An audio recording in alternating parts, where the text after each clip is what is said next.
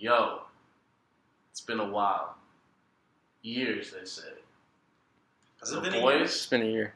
are back in town. New name, new logo, less people, same energy. The High Low Podcast, episode 1, aka the Starting Five Podcast, episode 7 or 6. But more importantly, it's the High Low Podcast, episode 1. What is going on? My name is Michael. You might remember me from my scorching hot takes on the last time for our 17 people that would listen to more than one episode. That's a stretch. Introduce yourselves, boys. Yo, I'm Artin. You might remember me from my hot takes about the Raptors, all of which turned out to be true. So I'm the best analyst, obviously. Cole? What's going on, guys? I'm Cole. I would say I'm coming to you live from T-Dot, but right now we're all live from T-Dot, so that doesn't work anymore. Live from the 6. Live from this. I forget my perfect. I had like the perfect intro that I would use in like every occurring episode, and I just had it down. I forgot. Live from the 6. Reporting live from Front Street. I see all the beautiful buildings. The Scotiabank Center is near us. I can feel Kawhi Leonard's energy. You can hear him in the air right now. He's laughing in a strange manner. Sounding like a fucking horse that just got hit in the balls, or maybe a car that you haven't started in 2 weeks. Alright, so Arden's gonna get to the schedule, and then we're gonna get it kicked off. Okay. Enjoy. First thing we're going to talk about today, we're going to talk about LeBron and the Lakers. Now, Cole, you're probably going to be the nicest towards them, so we're going to let you start with this. I'm actually not feeling so nice lately. The Lakers organization has been demolished. In shambles. Where we are sitting right now, as of today, they've lost many players due to injury. Right now, Lonzo's on injury, Brandon Ingram's on injury. Is Kuz still on injury? I think he's on like injury. They can't. I'm doing quotations, like they're just resting for the rest of the year. Yeah, so they're done their season. This is the day. This is the day. Last game of the regular season. They have Magic Johnson just stepped down. They just fired their head trainer, and this I don't even know what to say about this franchise. LeBron is in for a serious ride this summer. Hopefully, they can pull together to find a second star. But as far as the season went, I'd say it was good up until he got injured. Woo! I think it was good until Lonzo and him got injured. I don't know how many games Lonzo played. But I don't know. I think he played around because they really started to go down once LeBron was hurt, then Lonzo was hurt. I think it was a few games until LeBron. I wouldn't say even. I don't know if he played 50 games this year. I think he might have played close to a little bit over 40. I believe that. Can we get a basketball reference LeBron? on that? No, Lonzo Ball. I'll Google it. The games that LeBron, Brandon Ingram, 15 and 8. Yeah. When Lonzo, Brandon Ingram, or I and thought it was LeBron 17 played. and 5 or something like that. But yeah, they literally this team was in 4th place. Christmas Day, LeBron gets injured. Oh, what is it, 17, 18 games? Yeah, but They drop all the way to 9th. Lonzo Ball played 47 games this season. And I bet most of those were minutes restricted, and this team was just riddled with injuries. And the times where they were on the court, they were winning. But even at the beginning of the season, they could have squeaked into the playoffs. Where the first 6 games they lost really close games where LeBron just couldn't close. They couldn't find someone who could close the games, and that's really their issue. That's been LeBron's issue for most of his career. I'm a huge LeBron fan, but having Kyrie was huge for him because Kyrie could always close the games. D-Wade as well. I feel like if there's 1 second left, then LeBron will hit it most of the time. But if it's 8 to 10 seconds and he has time to think about it, that's when it goes back. I would say I was thinking about this before Magic got into the office, and I just want to preface by saying I think Magic was a horrible president. I think the majority of the problems that stemmed in the Lakers organization came from his personnel decisions. This is what the potential Lakers lineup could have been before Magic stepped in. All right, assuming that they had someone competent who knew how to evaluate talent, who put the work in. At the point guard, all-star D'Angelo Russell. I don't know if he would have gotten as good as he's gotten in Brooklyn because of the problems he had in LA with Nick Young and all that stuff, but he was on that progression. Shooting guard, Jason Tatum. Not, he hasn't been like the god that he could have had. But if they had just kept D'Angelo Russell committed to him as a point guard and taken the wing that was available, shooting guard Jason Tatum, small forward LeBron James, everyone knows, top 5 player ever. Power forward Julius Randle, giving you 20 and 9 off the bench. All right, in New Orleans. Center Brook Lopez, perfect 5 for LeBron, stretches the floor, protects the paint on the other side. That team. Not a great defensive team, but the amount of offensive firepower they had, they would have been competing for a middle seed in the West for sure. I think the thing about Jason Tatum was, forget even Jason Tatum, they had Lou Williams, and they gave him up. That's but another the thing thing with with Jason Tatum is Magic didn't want to take the chance of giving up on a hometown kid and then having him turn into a really good I don't player. know. I think let's be honest. Pressure. Let's be honest. Magic got swept up into the hype. LeVar was talking big. And look, I think Lonzo's a really good player. I think he's a fantastic defensive player. He's got that passing gift that people always talk about. He's a really good rebounding guard. He has size. But when you have a chance to have a lineup of 4 guys who can get you 20, plus a perfect modern NBA center, especially with LeBron, then, you have to take that. That's a team that is winning 49 to 53 games because they're a perfectly constructed team around their star. And I think what the problem Magic was is he was so concerned about what happened in Cleveland. He didn't want LeBron to have that shoulder that load. He didn't use his common sense. If for an entire career LeBron has flourished around LeBron, 1 or 2 really good shot creators who can get their own bucket, and shooters and defenders, 3-and-D guys. I mean, look, you can try to reinvent the wheel when LeBron's 27, but he's 33, 34 years old when you're getting him. You need to just give him what works and allow him to ride his career out the way he wants. And I think that's where he began to go wrong. I think letting go of Brook Lopez to sign Rajon Rondo and JaVale McGee, who can't get a pick and roll to save his life. Rondo, not much of an offensive threat anymore outside of the passing. I just think it was there's a long string of horrible personnel decisions by Magic. I think Luke Walton catches too much flack. Even though Luke Walton's rotations, especially with his guards, were awful, he's a good defensive coach, and he knows how to run a team. I think he understands as a former player, someone who's in a locker room with some of the all-time great players like Kobe, he knows what works in the locker room, what doesn't. I think he got too much flack. I think this begins and ends with Magic and Rob Pelinka and their inability to create a roster that worked. They had all the pieces, and they almost made every single wrong decision possible. I didn't even mention Brandon Ingram in that starting lineup. Brandon Ingram would be coming off the bench. And I'm not a huge fan of Brandon Ingram. I think he's a bit overrated by the Lakers fan base. I think his nice little 23-7 run was a little bit overrated because he was playing with the LeBron that needed to defer a little bit, and they weren't winning a lot of games when he was scoring a lot of points. But having him as a 6th man with 5 guys who are as good as D'Angelo, Tatum. That would be a good role for him. LeBron, Randall, and Brook Lopez. Like I said, that's a team that can make a run to the second round and maybe even the Western Conference Finals. So I think that it's just it began with Magic and ended with Magic. There's only one thing that I can defend Magic on, and that's apparently he wanted to pick De'Aaron Fox, but Jeannie Buss told him to pick Lonzo. But then I guess the hype around LeVar. The hype around LeVar was definitely influence. I'm sorry I was wrong about Magic saying it, but at the same time, that entire thing, Magic even wanted to take De'Aaron Fox, spun from their inability to believe in D'Angelo Russell, which was obviously a bad decision. I mean, as soon as D'Angelo Russell went to the Nets, people were already talking about him being an all-star. So the talent was there, but maybe the intangibles hadn't shown that yet. But he was 21 years old. Who is mature enough at 21 years old to lead a team as bad as the Lakers to wins, right? And that's the only thing you can defend him on as well. I'm a lot more down on the season than you guys. All right, first of all, oh no, I'm down on the season. When they were 4th in the West was in shambles, man. There was no team. The Warriors were in 10th for a while or something. All right, the Clippers were in 1st for the first third of the season. All right, being 4th in the West at that time means nothing.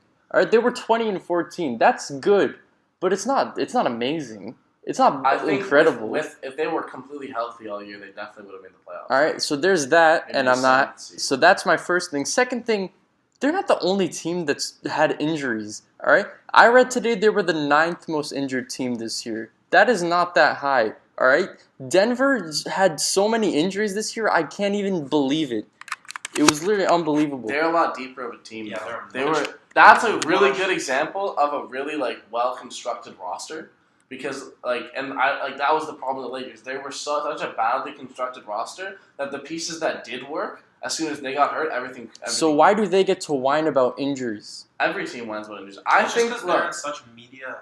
There's so much pressure on them because of media. If Denver was 8th this year, do you think anyone would be giving Nikola Jokic shit? I understand he's not of LeBron's caliber. That's completely fine, and I think this season was definitely a knock on LeBron's legacy.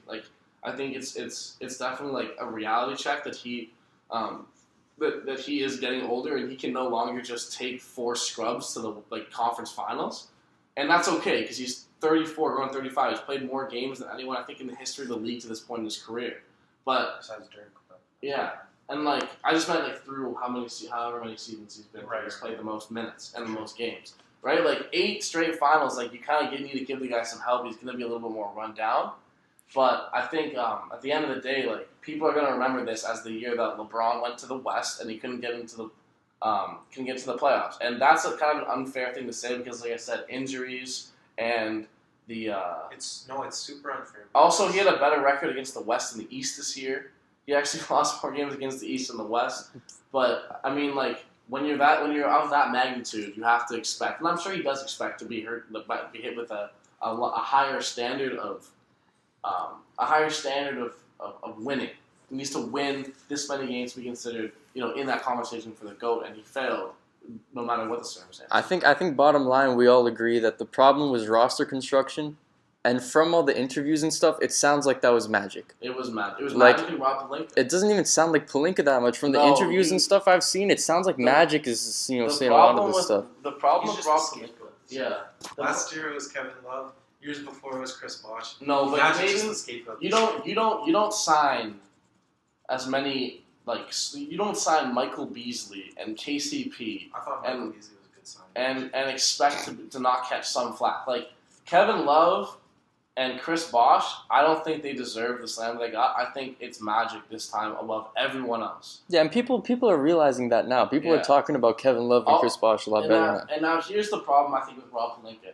When you hire an agent as a GM, agents, their job is to fuck over GMs, right? Mm-hmm. Get bad players paid more than they're supposed to. So as soon as you put an agent in that role, GMs already don't really like that guy. They've been an enemy for a while. They've been guys who are supposed to manipulate you. Mm-hmm. So there's no trust between an agent and a GM. And he was so big as well. Yeah, he was Kobe's agent. And so when you have that sort of relationship with GMs where it's almost like a rivalry, how are you expecting to have any sort of good relationship? Why? I can't remember who said it. It might have been Chris Broussard. Why do you think the Spurs are always able to get solid role players from other teams? It's because they're respected and they're well liked. Mm-hmm. And you go into a negotiation with the Spurs feeling these guys are not going to try to, pull some funny shit. And that way, they're able to get the guys they want, and sometimes have to give up guys they want, but they're able to get the guys they want with the trust of other people that they're not trying to swindle you beyond the normal amount of swindling any NBA team is trying to do. I think it's probably similar with the Raptors. When a guy like Masai Ujiri, who's known everybody on that executive level for a long time, it's an idea that these guys know what they're doing. We should take them seriously. I don't think you take an agent and a guy who's been an owner and a player that seriously. They got absolutely... They got their entire season was destroyed because they tried to throw they made it very public they were throwing the whole kitchen sink at Anthony Davis. I blame Dell Demps equally as much for that because that was dumb. You're stupid. You're just a dumbass for not taking that deal. Cole, I got a question for you. What do you think of this whole groin injury? He should have been out for 6 months situation. That's just over exaggerated. And knowing. LeBron has had some injuries in the past, but this has, been a career paradigm shift for him because he's been known as Iron Man, So having this injury to him, having him miss 17 games, and this is his first year as a Laker, he probably wanted to go back faster than he actually did. But how many games did they win when he was gone? They were 5-11, I think. Yeah, 5 So and he 12. probably felt pressure to go back because they were losing so bad. Yeah. If you ask me, it's complete utter bullshit. I don't believe that for a single no, second. if you watch the 6 first months game in? he was back, I don't think it was 6 months. But if you watch the first game he was back, He he was looked slow. like he was having He was a hard slow. time He was getting getting up and off down the the floor. ground. Yeah, barely. it looked like he was hurt. I think it was definitely more severe. I don't think it was as severe as they say it was, but it was probably more severe. And this is the problem with talking about LeBron, right? Because there's so few people with an actual rational view on him, because everyone is either like so positive or so negative. Everyone's Like either you a check, LeBron lover or a Michael Jordan lover. yeah. So it's That's either what like it is. me and a friend from uni, like we talk about it sometimes. If you go on any Facebook post or tweet or Instagram post about LeBron, the first 2 comments, the first one will be like greatest player ever by far, no question. The second one is not even top 25. Okay. Like, so we don't really know what's actually happening because it's so clouded by people with such a biased, positive or negative view on LeBron, and it makes it really hard to figure out what's real and what's not, right? Because these aren't just normal people as well. There's obvious people in the media that have a super bias toward them, and they'll report that way. I mean, like Woj hates LeBron. Do you think LeBron needs to make excuses? Because there's no way the therapist just said, "Oh yeah, he should have been out for 6 months." LeBron's involved in that for sure. I think it was definitely a tactical move, but I think if he felt that like he did enough and the team just didn't do well, he wouldn't have done it.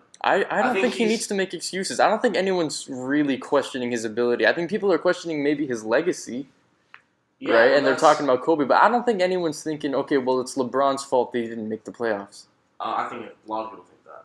I think it's like there's this idea of LeBron as like the god who can like take Jeff Green and win an NBA Eastern Conference Finals Game 7. And when he couldn't do that anymore, then it becomes to like people who have that super negative bias use it as ammo to try to disprove his whole like thing. Like the idea that LeBron in his prime couldn't win in the West when he beat the best team in the West 3 times. Like it's very easily like myth to disprove. But like at this point, he's just not that as good as he was, and that's literally the end of it. He might have been hurt for a little bit longer, and he's not as good as he used to be. That should be the only narrative about LeBron. Like that's pretty much it. I don't think there's much else to talk about. All right. And any last comments before we move on? Kyle Kuzma is Jeff Green. No. Come on, inefficient. I stretch think 4. I think Jeff Green is underrated, but I also think some people are a little too hard on Kyle Kuzma. Jeff Green's an old man now. Bro, I have a slam. I He have a didn't Slam play like magazine an old poster. man last year. I have a Slam magazine poster from magazine like cover from 2011 maybe, when I used to get them when I was a kid, and it's the cover is the new big 3, and on it is Kevin Durant, Russell Westbrook, and Jeff Green. That's funny. Jeff Green was on the Thunder? Yeah, he got drafted by the Thunder. No People thought way. him and KD were going to be like Jordan and Pippen.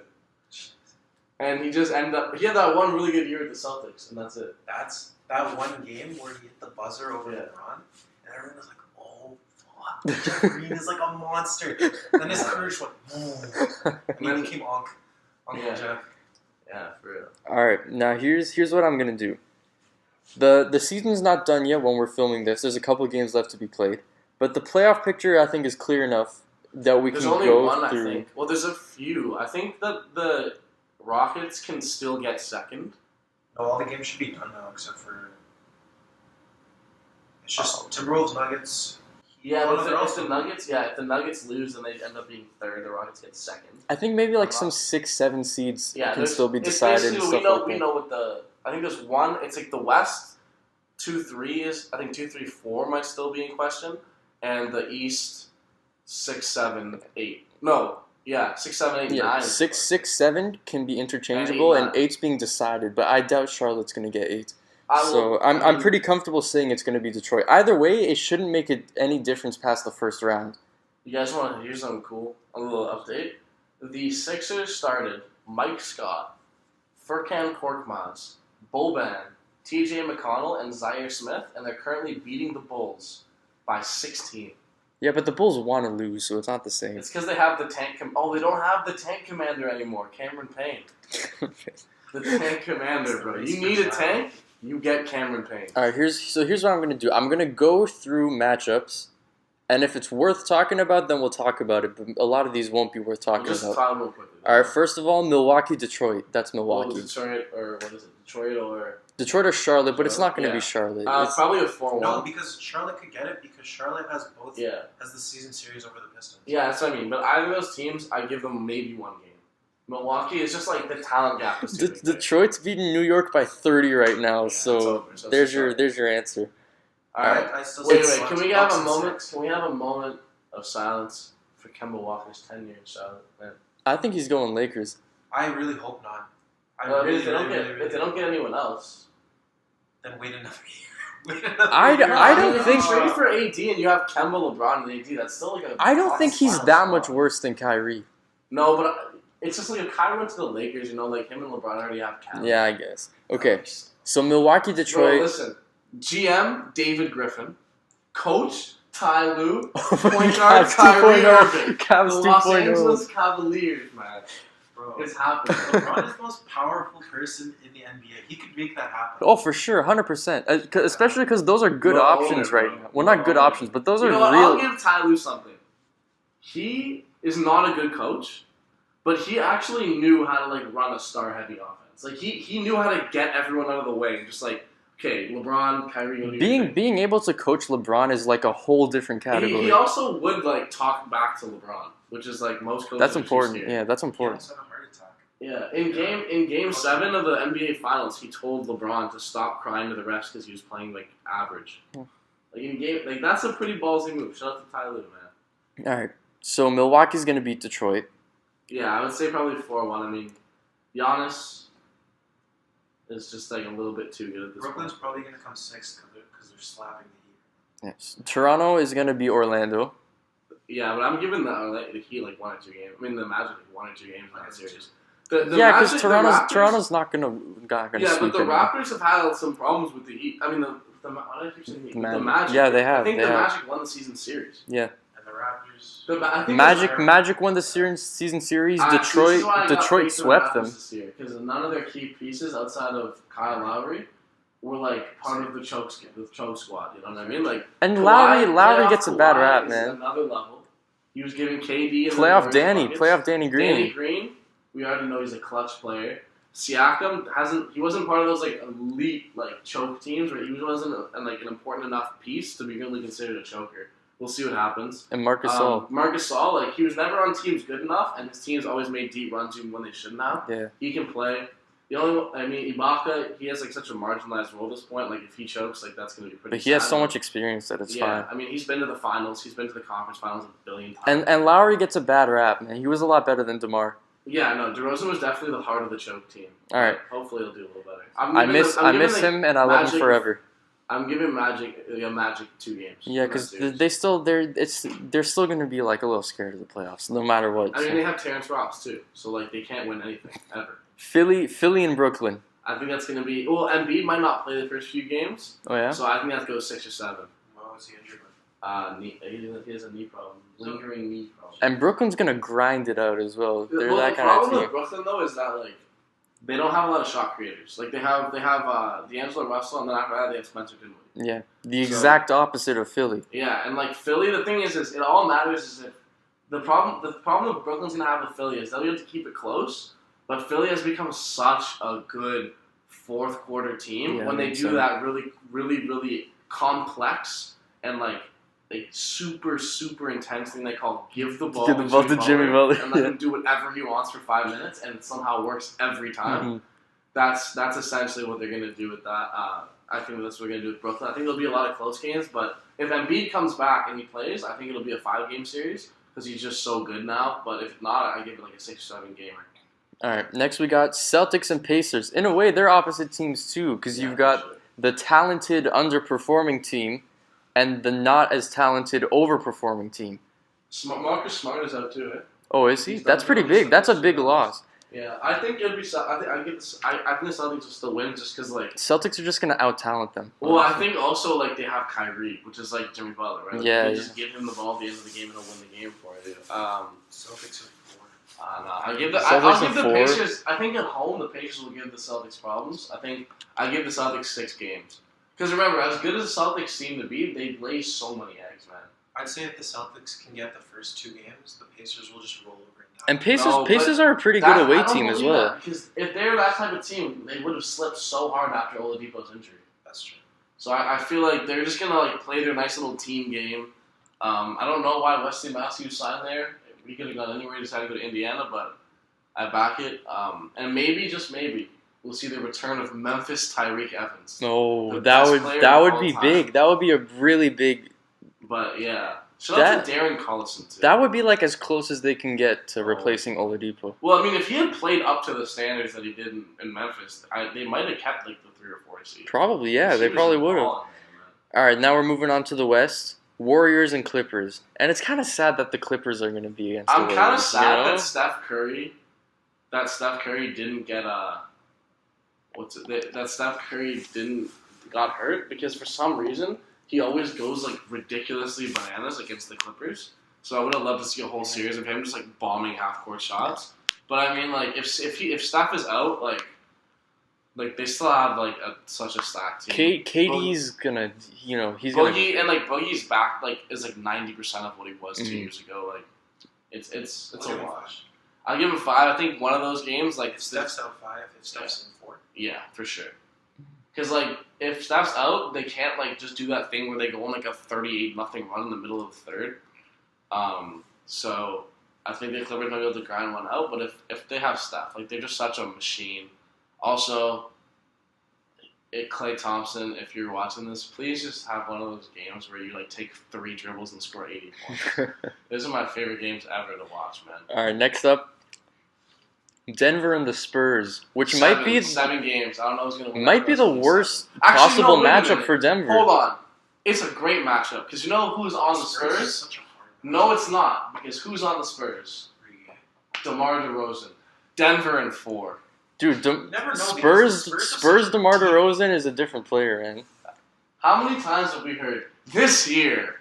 He's no. He's well, I'll have you this know, year we have Nick Nurse's motion offense. I've made it clear that Dwayne Casey was the problem, in my opinion. Now, we can't prove that. DeMar DeRozan allowed a team that started Jordan Clarkson to sweep his number 1 seeded team, and at one point in the series, their best player on the other team was seeing how many ridiculous fadeaways he could hit before he missed. In the middle of a playoff game, he was just like, let me try this shot. Look, it went in. We don't have to bring that up. I think Pau will be smart enough to not give him the ball. This will probably be this is probably the worst possible matchup for Denver, just because of, you think about like experience. Yeah, but I mean, like, I feel that, but like also they have a few guys who've been there. Like they got Plumlee, they got Paul Millsap. I'll give it Denver. Paul Millsap, Aldridge is going to be a good match. if Mike Malone is anything, he's like adaptable. Yeah, for sure. So it's just, you know what's going to come down to?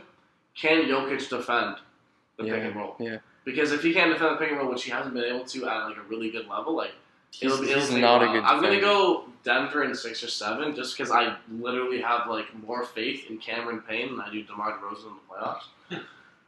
So I'm just going to go with them because Denver doesn't have a player who got benched in the last game of the sweep. All right, next matchup. I hate that guy, man. Rockets versus Thunder. Oh, is that going to be the matchup? Yeah, looks like it. That's a good one. That's a good one, but also I'll say Rockets. I feel like it's gonna be 5 really close games, but the Rockets are gonna win all of them. I got Rockets in 7. Really? Yeah. I think PG playoff P. Now that Joe Ingles is off his back, it's gonna be pretty fun. I don't know. Like, do the Rockets have someone to guard Paul George? Can Westbrook make a shot? If he stops shooting, they'll win. I don't know. The Thunder are really good when Westbrook gets a triple-double and shoots like 13 shots. Like every time he has like 21 points, 13 rebounds, and 12 assists, they win. It's when he like starts to jack threes. They don't have enough shooting. Yeah, like Yeah, I don't know. Westbrook needs to make shots because they don't have enough options. I don't know. I also just don't trust James Harden. So because Yeah. when his style, like when they don't call as many fouls, like it becomes This a is little actually bit a nice matchup for them because the Thunder could easily flame out so quick. So James Harden could get some sort of like momentum in the playoffs. Yeah. Well, game one, James Harden. And Chris Paul is just as important to that argument. Last year, Chris Paul was amazing in the playoffs. Like I remember watching him going like, "This is not the Chris Paul I remember." Like he was playing amazing. Like, he was like really making every single play. Right, and when he's in, you don't have to do the James Harden ISO quite as much. Take it if he just pumped some morphine and played that game, they probably would have won. They would have won. They would have won for sure, if you ask me. I was watching the run back of. I was watching the highlights of Game 7. Can't even lie, man. It looked a little bit rigged. There was a lot of no calls. They They missed a lot of threes. They missed but, 27 threes. Yeah, but I'm in the first half when they were up, the Warriors were getting some pretty good calls. I don't know. I think I think that the Rockets and the Thunder just like every game they play is always like really close. So I just think the Thunder are gonna pull. Like I honestly think that maybe every single game that the home team will win. I wouldn't be surprised. Portland versus the Jazz. Jazz in 6. I think Jazz in 7. That is CJ gonna be healthy? I'll give If CJ is not That's a good healthy, question. it's Jazz. Well, I feel like gone. last year the reason Dame wasn't good was because he had to go up against Drew Holiday. Yeah, he got locked up. Yeah, but like, Dame in the playoffs is really, really good. He just had to go up against Drew Holiday. Is Dame good enough to carry a team? Probably not. I think if they had Dame and Nurkic and not CJ. Yeah, no. Because the thing is, Nurkic would give Gobert problems. Now Gobert like now basically Dame being so small, he can't go in the paint for the playoffs because Gobert is just there being like long. Yeah, so I'll take Jazz. I'm taking Jazz in 6. I'm gonna say Jazz in 5. In 5, really? I knew about CJ, but I totally forgot about Nurkic. I think Dame is an underrated MVP candidate. Yeah, the for sure. whole year they've been steady, and like it's been injuries on injuries. I take Jazz in 7. All right, that's first round. All right, second round we got Bucks versus. We chose Celtics, right? We didn't have any upsets, right? Only Jazz. Okay, yeah. Only Jazz, Bucks. Yeah. I got the Bucks in 7 or Bucks in 6. I don't really buy the Bucks as like a team that can go deep in the playoffs, just because they remind me so much of the 09 Cavs, where it's like once you take away like the guy who's like a physical freak and just runs at the rim, then like what else do they have? The Right? Bucks are so deep. I disagree. Yeah, but they Bucks don't are have a so lot of deep. shot creators. Like when you're in the playoffs and teams Brogdon. can super game plan. Brogdon's out for the playoffs, Is he? and Mirotic might not even be back in the second round. So like those guys, like, are you really gonna count on Middleton and Bledsoe to win you? Yeah, this I series? have- I have think they faith- can beat the Celtics. I don't know. I don't think they're gonna win you this series, but Yeah. against the Celtics, unless No, I they'll don't think beat the Celtics have a switch. I don't think the Celtics have a switch, and I trust Bledsoe and Middleton enough. Bucks. I think Bucks they in have 7. a really solid offense. They have the number 1 defense. That's huge. No, that's why I think they'll win. But I think that I have Bucks in 6. I have Bucks in 7. I Who just are they playing against? I see them Boston. I see so much of that LeBron Cavs team that lost in the conference finals that like I just can't buy it, man. I'll call it. I watched their series heavily last year. I don't know why I watched it so. Yeah, but they got a whole new. I'll say offense. Bucks in 7 and they win. Also, I want to say I'm so surprised that they made it this far without their best player, Dante DiVincenzo. Oh my god! What? All right, next up. White Dante. Oh, this is a good one. Raptors versus Philly. Raptors in 7. As much as I love my Sixers, man. I'm also Raptors in 7 because when you think about it, Embiid will destroy this one. No, Gasol's giving Embiid problems. Embiid tends to have problems with like high IQ defenders Yeah. who have a perimeter game, Yeah. and that's Gasol. I think this is my thing though. Embiid, I love Embiid. I think he's top 5 in the league. Actually, no, maybe like the 6th best player in the league. But it's Kawhi Leonard, bro. Like, Also, he literally, 50 when Kawhi is turning it on, he gives you 35 and shuts down another team's top 2 players. 50% chance Embiid is injured by that point. Yeah, like, I mean, if he's injured, it's a sweep. But like, I think Philly is the hardest matchup for the Raptors. Because they have so many guys that can get their own bucket, and the Raptors only don't have that many. No, they But they have to be wide open. yeah, but like that's what I mean. Like if you can't give that many guys on the Raptors, like the ball against like a really good defender and go score. Like they have Kawhi. They have when he wants like sometimes Kyle Lowry. They have Siakam. Even though I think Siakam's gonna have problems because he only has a couple moves and teams will game plan against those moves. For sure. And they have, but other than that, and then maybe Van Vliet.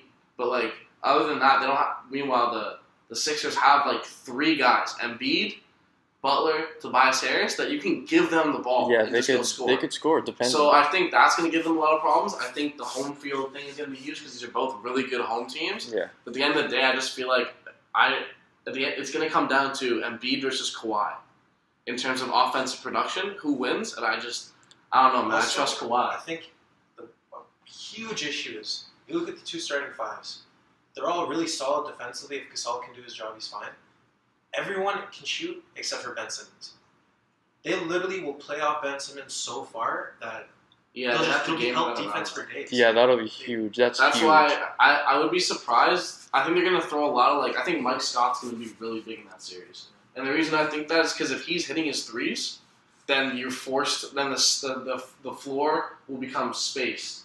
And if Ben Simmons has the ball and a spaced floor and he's able to just go run at the rim, like he becomes such a scarier player. Mm-hmm. When the Sixers aren't hitting their threes and you can sag off them, they're not a hard team to beat with Ben Simmons on the floor. When shooters are everywhere, Jimmy's hitting his threes, JJ Redick's hitting his threes, Mike Scott's hitting his threes, even Embiid's popping threes and making them, they become an unbeatable team because when Ben Simmons is able to drive and kick all the time, it's literally like playing against LeBron. Like in his prime, because he's so athletic and so good with his passing. So that'll come down to it. But like I said, Kawhi Leonard, man, he's gonna make sure one of the Sixers' 3 perimeter guys are completely obsolete, and the other one and Embiid, I don't know if he can do 7 games with Marc Gasol. For me, it comes down to in a tough moment in a game. I feel like the Raptors are 100 times more willing to sacrifice the ball and do stuff like that for each other. Well, that's the other compared problem, to the Sixers. And the other problem is, what's the Sixers' late game? Give the ball to Jimmy Butler, right. And it works. But when Kawhi Leonard is guarding that's you, a it stops tough working, time. Right? Voted by the players. When Danny Green is guarding you. Danny Green's a great defender. Siakam is guarding you, bro. Man. Their defensive personnel is so elite. Yeah. To me, the Sixers, as much as I love them, I just can't see them beating that Raptors team. I think the Raptors team, when they're all... I read this stat that when the lineup of Lowry, Green, Leonard, Siakam, Gasol, when they're on the floor, they have the same offensive and defensive rating as the death lineup for the 73-9 Warriors. Yeah. That's you literally need so many things to go wrong. That's why I'm so conflicted about Gasol, because Valanciunas is getting 34 and 20 in Memphis, but he's not and he was really good as well. But he was really good here. He's not a playmaker. But Gasol's just changed the whole look of the team. What he does is, so when you watch the Raptors, right? When Kawhi's on the floor, it's like the Kawhi show, right? And when it comes off as a motion offense, mm-hmm. When you were putting Marc Gasol in there is it blends those two. Yeah. It becomes a team where you give Marc Gasol the ball and he's able to make plays for Kawhi and other people. So it becomes a lot more of a seamless offense. The Raptors get a lot of turnovers, but so do the Sixers. So it shouldn't be a big deal. Where Jeremy Lin is our 3rd string point guard. Jeremy Lin is not gonna play any minutes. I think he'll play some. I could see him play shooting guard. I don't know. You I think so? the Raptors playoff. I think the Raptors playoff rotation will be their starting 5: Ibaka, Anunoby, and then either Powell or Ibaka, Anunoby, Van Vliet, and then maybe Norman Powell if Anunoby's not playing. Norman Powell has earned it at this point. He's played ridiculous. But I just think you can't with Anunoby's defensive profile, they're gonna put him on a lot of lineups with Van Vliet because you need a guy to guard a wing player with Van Vliet's on the floor. Yeah, he's good. He's a good defender. I'll tell you what, watching Norman Powell, he has the fastest first step I've ever seen. Yeah, I don't know. On God, he makes a lot of layups that he shouldn't make just because he's so far ahead. He's a freak athlete, but it's ridiculous. He's too inconsistent. He has stretches of really good games, but I think he's in the playoffs, especially later on when you're playing Kawhi and Lowry 41, 42 minutes a game. He's gonna be important. He's gonna be the guy you inject for 5 minutes, and then if he pops that game, he changes it, and if he doesn't pop, you just take him off for the rest of the game. Yeah, for sure. He's gonna matter. I think he's gonna matter. All right, that's the East. Move on to the West. Bucks Raptors East Finals. I was gonna go through all the rounds. West, we got Warriors and the Jazz. That's gonna be another 4. Sorry, Jazz. Sorry, Jazz. I think if Steph's back 4, if he's not 5. Yeah, he'll be back by then. But yeah, they have no one. Unless Donovan Mitchell just goes complete D-Wade. No, even They'll win 2 games. Even Yeah. they have way too many bodies they can throw in. Yeah, for sure. Yeah, I don't think we need to talk about that. All right. Denver and Houston. Houston in 6 for me. Houston 7. Mm-hmm. I think that there'll be some games where the Denver offense is just clicking so well and everyone's hitting their shots that Houston won't be able to compete because Harden won't be hitting his shots or CP3 won't be hitting his shots. The thing about Denver is that when they're on, they're like unbeatable because like they have like 8 guys who like can go off the dribble and score and hit threes. And like their man in the middle is like this quarterback who just gets the ball in the high post and immediately makes a play. But when they're not playing well, they're like a 5th seed. But you also have to think about defensively, Jokic versus Capella. Yeah, and I think they're gonna have to. I think what they'll do, honestly, is because of Houston's stretch offense. I wouldn't be surprised if they put Paul Millsap on Capella just for the switches. That would be pretty good. I'll say Houston in 5, all close games if they squeeze them. Yeah. Well, the late game will be, it'll be Jim Harden's time to shine. And we don't know, right? 'Cause it's We don't playoffs. know. Yeah, we don't know. He doesn't get to be called James until he proves it to me. Right now, he's Jim. East Finals, Bucks versus Raptors. You Raptors guys in go 6. first. Raptors in 6? Raptors in 6. Bucks in 7. And I'm the Raptors guy. No, I don't believe in the Bucks. I think 7. this is what I think. 2 times this year, the Raptors and the Bucks played. Oh, sorry, they played 4 times this year. Giannis played 3 times. One of the games completely went off, 43 points. Other 2 times, 19 points. He scored 19 points. 2 of the 5 lowest scoring games he's had. Who was guarding him? Pascal Siakam. Who won those games? The Raptors won 1. The Raptors won 1. But I mean, to me, like, the Bucks are such a team that they rely so much on one guy to do so much for them that over a series when you're about to game plan for them, they're able that Giannis thing will be the LeBron in 09. It'll be we're shutting you down, and we're gonna force you to pass it, and we're gonna force you guys to make threes. I'm sorry, but Kawhi, I'll give Kawhi credit. He'll score you the quietest 27 points in a game I've ever seen. But Giannis can do the exact same thing with rebounds. Giannis will give you a quiet 28 and 13, and you wouldn't realize he'll have 13 rebounds. He'll just casually have 13 rebounds. I think Giannis will. I'm still taking Kawhi over Giannis. I'm putting more trust in Bledsoe and Middleton than you. Just Yeah, like last round as well. This is what I'll say though. I watched the last 2 Sixers Bucks games. Right, they went 1 apiece. Sixers didn't have Jimmy Butler, so they fell apart in the clutch the second time. They were winning with 2 minutes left, and they just didn't have a game plan because they didn't have Jimmy Butler. What the Sixers did was they allowed Giannis to do whatever the fuck he wanted. They hugged every shooter, put their center Embiid on Giannis, and said, "Go, run at the rim a million times, score 50." When you take away that 3-point threat, now you have to trust Chris Middleton and Eric Bledsoe to make moves and get to the rim. And they're pretty good players, but they're not guys you can give it to. They're not Kyrie, right? They can't get to the rim a million times and give you 40. There's no one on that team that can give you 40 points, 30 points consistently other than Giannis. And if the Raptors do that, except they have Pascal Siakam who can defend way better at the rim because of his length and his athleticism, it's going to start to fool the Bucks. They have no playoff experience. Giannis has never won a playoff series, so when it gets deep, scouting reports get more intense, and the rotations shrink. They can't play 9 guys anymore. They're going to have to play 7 guys, which means they can't beat you when their second unit comes on and your second unit comes on. I think that's going to be the death of them. I don't think Giannis is skilled enough to win a deep playoff series like that. If you look at LeBron, I think there's a lot of parallels. Before LeBron developed a real skillful mid-range game and three-pointer in Miami, he couldn't win because running at the rim and being super athletic does not work late. Why do you think Wilt only won 2 titles?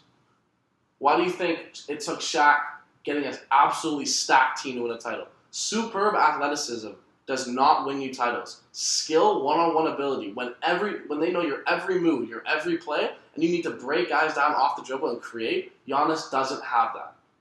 That's why I think it's gonna be hard. I think the Raptors beat them in 6 games, 6 hard, close games. But I think when it comes down to it, and it's Kawhi versus Giannis, end of the game, 3 minutes left, and Kawhi's got 17 different dribble moves and the ability to fade away and post up, and hit faders and stuff like that, and Giannis's only move is sprint at the rim, things will change, and they're going to end up, Raptors end up taking it. They're too well-rounded. I like your argument. I like your argument.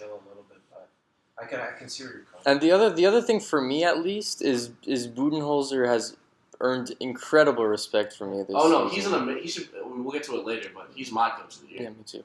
But we'll get to that later. But no, I do like your argument. He was take more mid-range shots. Like that, he wanted to crowd the paint more. I do like your argument. You have convinced me a little bit. I'm still saying Bucks in 7, but you have convinced me a little bit. I mean, like, we talk about playoff experience. Look at the starting lineup for both teams.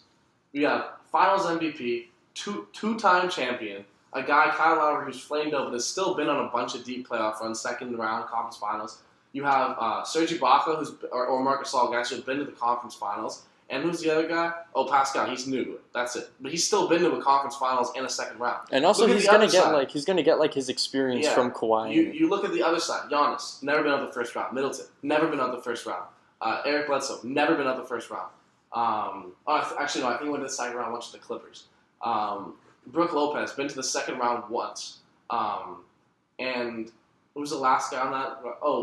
Either Brogdon or Mirotic. Both guys haven't been out of the second round. Brogdon hasn't won a playoff series. Those guys aren't experienced. It's a younger team than you think. Like, a lot of those guys are 25, 26 years old and haven't been much places. Well, the Raptors are full of guys who have been through this, and they know exactly what it takes to know how to treat their body through the playoffs. I got the Raptors in 6. Yeah, I don't hate Raptors in the finals. I could agree with that. Yeah, I mean, I just have to go see one of those games. it's just like the head to head Raptors Bucks games. The Raptors just haven't looked good, and obviously that's going to change in the playoffs because everything's completely different. But they just haven't looked good. I just have a hard time. The Raptors look bad. It's just the Bucks look better. It's just hard to trust in them. You know? It's hard to see on the TV when you compare to see them in game. The Bucks are a big team. Yeah, like they're really. But the Raptors can throw big lineups though. You know what I want to see? Even though he's not a great a great passer, I would like to see some lineups of Kawhi at 1. Mm-hmm. You go Kawhi, Danny Green, Anunoby, Siakam, and then Gasol. That is an undefendable. That would be probably one of the hardest lineups to score against in the league. And Lowry's a good defender too, even for his size. Kawhi gets the ball on the half-court offense. He doesn't pass it anymore. But maybe giving him that responsibility of initiating the offense will open the offense more. I mean, he's still probably going to get the ball on cuts and stuff. But, like, the ability to put 5 guys who can really defend, most of them, like, long defenders with a history of being, like, all defensive players, that's a scary sight. I kind of hope that matchup happens. Oh, it's going to happen. The Raptors might have, like, the most exciting playoff run this year in terms of matchups. The Philly and the Bucks matchup are going to be insane. The East playoffs after the first round are going to be, like, some of the best. They're going to be really good in the past few years. All right, West. We got, what was it? Warriors and Rockets. The rematch. Warriors in 6. Warriors in 6. Yeah. Oh, Cole, you're making the face. Nah, I'm going to say Warriors in 4. Wow. No way. I just can't trust the Rockets. No faith in Harden. I think CP... See, the thing about Chris Paul is that it's not that he wants to win a title that bad. It's that he just has such a deep, burning hatred for Steph Curry that he becomes insane whenever they play. Like, he has absolutely. I mean, the Warriors, the Rockets swept the Warriors this year, right? In the season series. Yeah. And like every game he played, he was playing amazing. Every game the Warriors are missing someone. I know, but the Rockets were missing Harden and Paul for 3 of those. Oh really? Or Paul, not both of them. So like, I think that it'll be a lot of close games, but I mean, even when you add Boogie, man. Did the Warriors win 1? No, they didn't win it. They didn't win a game. I feel like, okay, I believe. But also, this is an underrated part of it. The entire time the Warriors have been playing, their center has always been a really like athletic, kind of switchable guy. This year, as good as he is on offense, you can kind of exploit Boogie in the pick and roll. And that's all the Rockets run. So I think they're going to steal a couple games just abusing them on the pick and roll. They have a really good defensive strategy, which is switch everything, let KD go for 40, he's going to go for 40 anyway, try to marginalize Steph and Clay. Because when Steph gets 40, they win by 40, and when KD gets 40, they win by 6. So I think that they'll take a few games, but I mean, missing Trevor Ariza as a wing defender, who is like one of the best KD defenders in the league, that's tough, and I think that'll be probably a little bit of a difference. I don't think they beat them this year, but they'll put up a better fight than pretty much anyone else. Yeah, which leaves a Raptors-Warriors finals. Warriors in 5. Warriors are just too good, man. They're just too good. They had one weakness, the center spot. Well, defensively, they still have a defensive center. I don't care. I don't care. I think the Raptors will win one at home just because like it'll be such a home court advantage that it'll just be insane.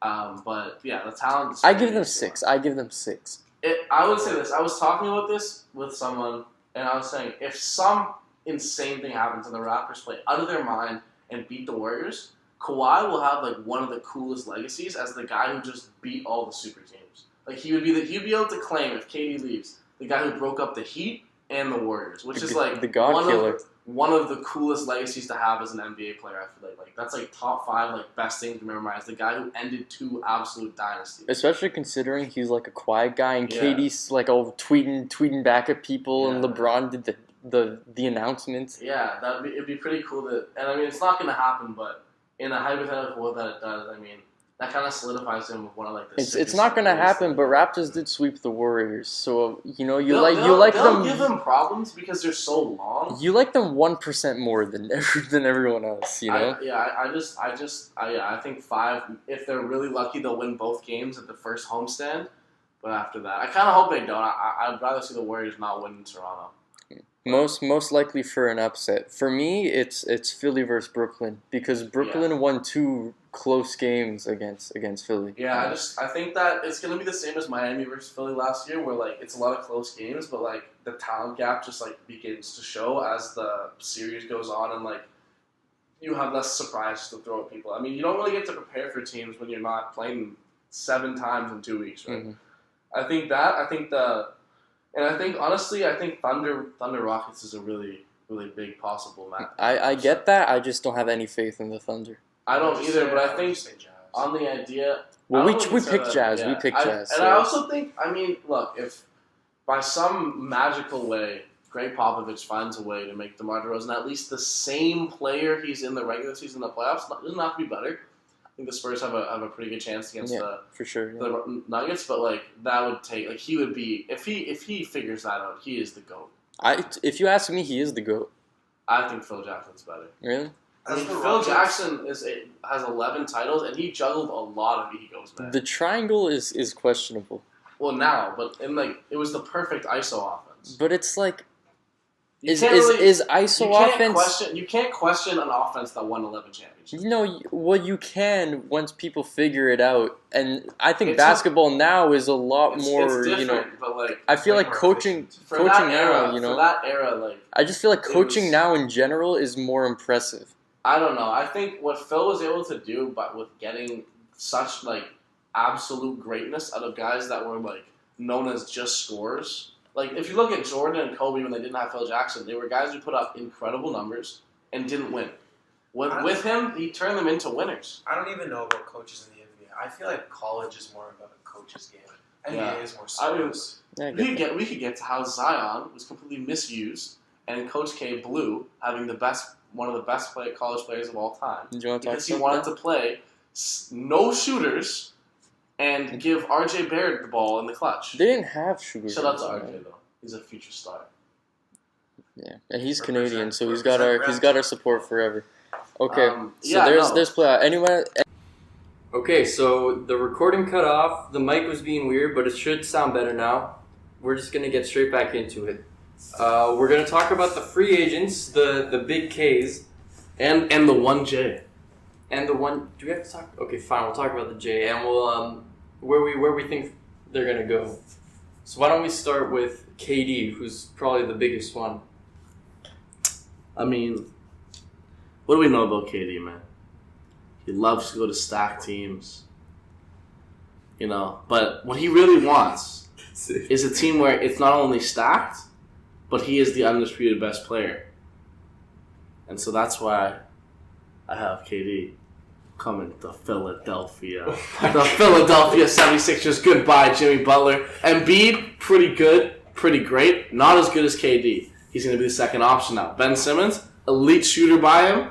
Now he can take his time with him to shoot as we know he wants to. And it'll be perfect. He'll be an automatic contender. He'll be the undisputed best player. He can resume his ability to cheese rings. There we go. KD to Philly. You heard it here first. Wow. Are we saying where we want them to go? Or No, are we thinking... I legitimately think he's going to go to the Sixers. Okay, well, I think... Are you telling me that a lineup of Ben Simmons, JJ Redick, No, Kevin we're not Durant, telling Tobias you Harris, anything and except Embiid? that he's not going to Philly. How do you know that? Cole, If you think he was going to the Warriors, Cole, where do you think he's going to go? I'm just going to say the Warriors. I think he'll go... He's going to try to do something few players that haven't. That's win 4 in a row. Maybe be Finals MVP in all 4, which would be ridiculous. I don't understand the Knicks because I don't even care about the market. He still has a huge market in Golden State, and I think he just wants like the opposite of what he did before. I think he thinks that if he wins a title after the team was like literally the worst team, it's like literally the worst team in the NBA. and maybe he just like sees if the Knicks get the first pick and pick Zion, I think Zion can like carry him to later in life rings. I would understand if the Knicks got Zion and then they got a KD, they would trade Zion immediately. I could see that. I don't know if I'd trade. Who would they trade him for? Trade him quick for Kawhi But Kawhi's a free agent. when Kawhi signs. Maybe. I don't know. I think he's going to the Knicks, and I think he's going to regret it the second he walks through the door. Sounds familiar. Another big free agent had a chance to go to Philadelphia 76ers, but chose a huge iconic market, and now is really, really feeling like he should. Alright, let's move on to Kawhi. Mike, where do you think Kawhi's going to go? I think he signs very, very short, re-sign with the Raptors, maybe 1 or 2 years. I think he sees a championship window if KD leaves. I think he sees the chance to be a legend in one city. I think he's going to come back for 1 or 2 years, and then head on over to LA whenever Kyle Lowry isn't good enough, or if Pascal Siakam doesn't turn out to be the all-star that everyone thinks he's going to be. Cool. That makes sense, but I see him going to the Clippers. I think he wants to be in LA. I don't think he wants to go to the Lakers because of obviously the terrible situation that they have right now. But I can see the Clippers have a solid team. So also, I know that Kawhi has said like that he isn't really interested in being on like a team. He wants to have like his own team. Mm. So like the Clippers make sense because they already have all these really good role players. The Clippers are Jerry the West perfect fit for him. Jerry West is a magician, and you know Jerry West and Kawhi are gonna hit it off. Yeah, like they're gonna hit it off for and sure. They can also get one more star too. Yeah, I think that he'll end up eventually. I think it won't be. I don't think he's a long-term Raptor, but I think if KD leaves and the Raptors do get to the finals and give the Warriors a push, I think he'll see that as I can come back, same squad, we can run it back one time. And then if we win, I'll sign again for 1 year, and as soon as we don't win, I'm gone. I don't know because I look at the Raptors.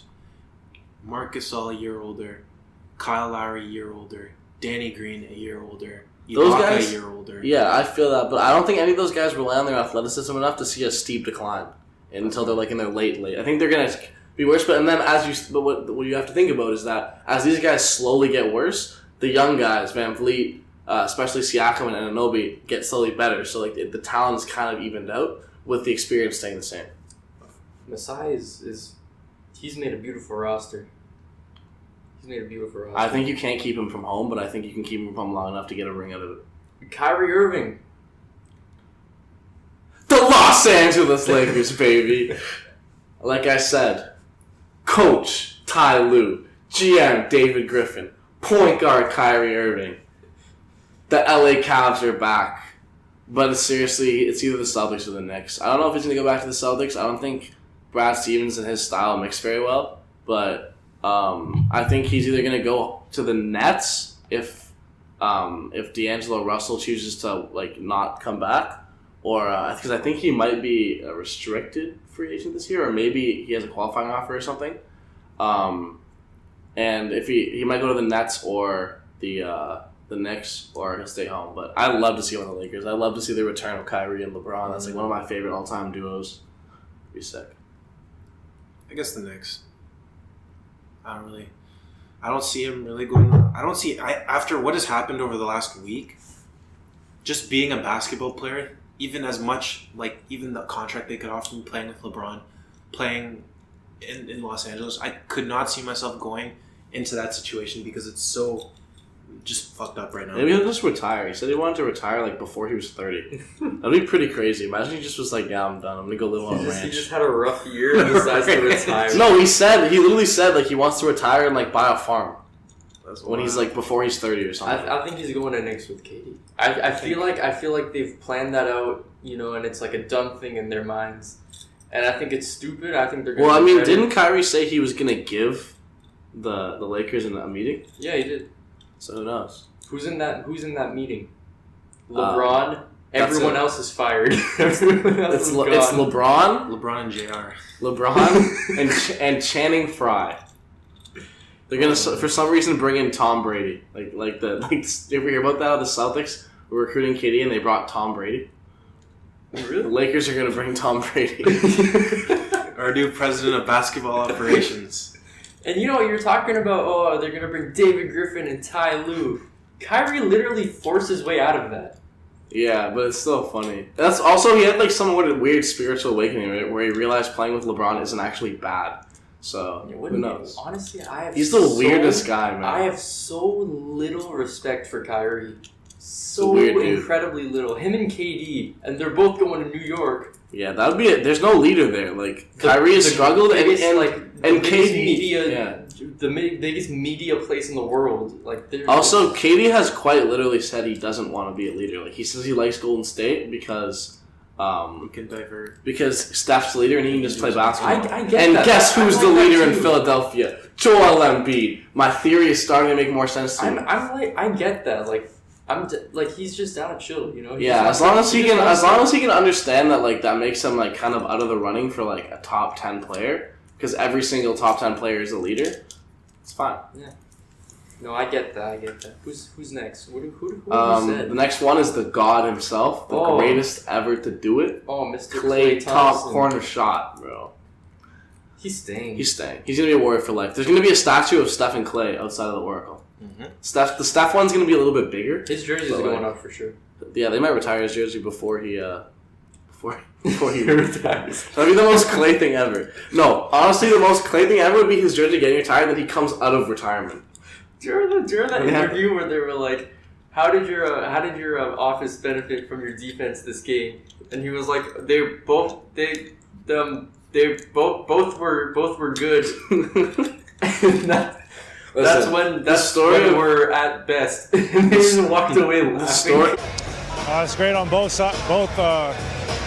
It's great. Both of them are great, and we're getting out pushing the pace. That's what our best. Thank you. The story of Klay Thompson trying to leave a club with 25 different girls is the best story ever. The story, I know there's a really good article on The Athletic where where his old college roommate tells him about living in college with Klay, and apparently he was driving in a snowstorm and he had been playing a lot of Mario Kart, so he tried to drift and just drifted to the side of the road and hit something.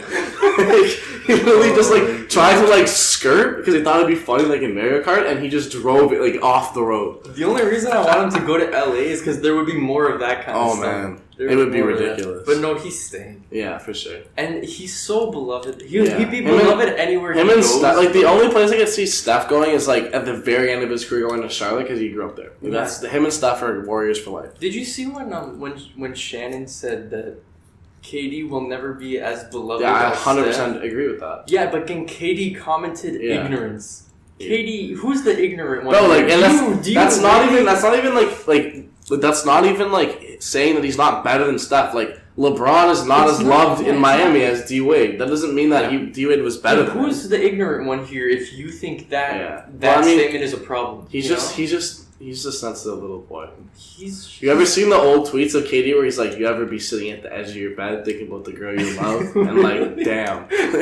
Yeah. Or he'll be he said something there's some thing about, I don't know, something that happened a woman, and he's is it true that this happened? And this girl responded to him was yeah, it's real, and then he just wanted, damn, what are we doing to our beautiful queens?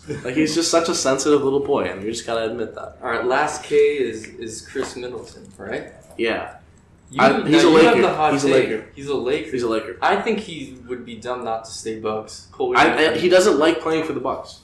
He does not like it. I think he'll take a 2-year or 3-year with the Bucks. I think I think the Lakers will strike out with everyone, get desperate, and give him we forgot Kemba. Kemba, I think either Kemba or Chris Middleton ends up on the Lakers. I think Kemba's a Laker. I think that the thing about Chris Middleton though is I actually think that a lineup of like if they're able to keep Lonzo and a lineup of Lonzo Ball, Middleton, LeBron, whoever, and AD.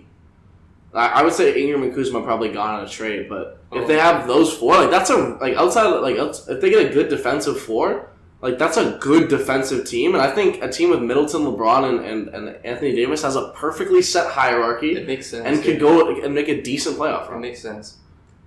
That said, I think Kemba's a Laker. That would be fun. But what do you think?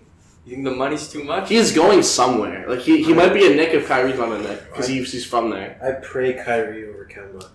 Kyrie, AD, LeBron. Are you a Lakers fan now? He's a LeBron fan. I'm a LeBron fan. I know you're a LeBron fan, but I thought you were more of a Heat bandwagon than a LeBron. No, he's always been. He had the Heat jersey before LeBron went there. Like he had the Heat jacket. I remember he had the Heat jacket before LeBron went there. So that's what I thought, but now he's talking about the Lakers like they're. Well, because he just follows LeBron. No, I just follow LeBron. Alright, I get it. But he's like a Heat fan to the core. I don't respect it, but I get it. The Heat have the nicest, just solid bunch of players you want to play with. 78 overall players. Yeah. Actually, Kemba to Miami, if they had cap space, would make a lot of sense. No, because we don't. We need to get rid of Dragic. We need to get rid of Whiteside. No, I know. There's so many dead contracts. I know. I mean, if they were able to get rid of those two guys and sign Kemba, that would be a good team. But I don't want to. I don't want to offer him more than No, he's going to get a for max. 4 years. So that's all the case. I can see the Spurs also going after Kemba. That would be Pop No, Kemba because would be crazy. They have Derek White and they have DeJounte Murray. DeJounte Murray is going to be a force, bro.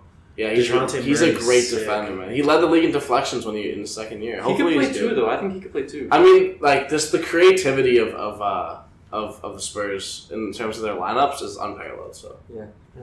And that's all the case. That's all the case. Now we just have Jimmy Butler left. If when KD comes to the Sixers, he will leave and probably go to the Nets. But if he doesn't, I think he stays. I think Jimmy Butler really likes the grittiness and the no shits, the no fucks given of Philly. He seems to love the city, so I think he's there. I think him and Tobias both stay. Honestly, I have no clue for this one. I don't even. I think he's either Nets. He's either Nets or Nets or Sixers. I could see him staying in Philly. He does seem to like Philly. He does. And Philly's the type of city from his personality you would think he would like. I could see him. He could go to the Rockets. I have no idea. No, we don't have enough. I have no idea. No, I got him as either a Sixer or a Net. I think he'd be good on the Nets, but I think he likes the culture of the Sixers, where it's Jimmy Butler just hates pussies, and there's no pussies on the Sixers. So. They got rid of Markelle Fultz for his own safety, probably. Okay. Apparently, they were really good friends, actually. The first pick in the draft has been a bust so many years. Yeah. Well, I don't know. I think there's been as many hits as misses, but that happens with every single pick. We just don't. When's the last time the second pick in the draft has ended up being good? Lonzo is the first in a while. I'd have to look, but I could probably find quite a lot. Bro, think about it. The second pick in the draft is oh wait, is the second pick has been the bust one, and the third pick has been good? Yeah, it's always a third pick. Tatum, Luka. The year before was Jaylen Brown. Was Luka the third? Yeah, he got traded. They traded up for him in the third. Marvin Bagley went second. Oh, he's been pretty good, but he hasn't been Luka. Yeah. And he's moving up though. Yeah. No, look, he was playing huge minutes on a team that almost made the playoffs. I think he's gonna have a good second year. I think he's gonna have a good sophomore. He's gonna be really good. He's gonna be like a lesser Chris Bosh. Trae Young might have a hard sophomore Trae Young year. is gonna be a monster. No, but his sophomore year, I'm not sure. No, he's gonna be a god. You think so? Trae Young is gonna be I don't think he'll be Luka good, but he's gonna be a perennial all-star. No, he'll be that. I'm just not sure about his sophomore year. He's gonna be a regular season player because in the playoffs people learn how to guard him. He's going. You know what he's gonna be though? He's literally gonna be Lou Williams on crack. That's literally what he is. He's gonna be an insane or a better version of Lou Will.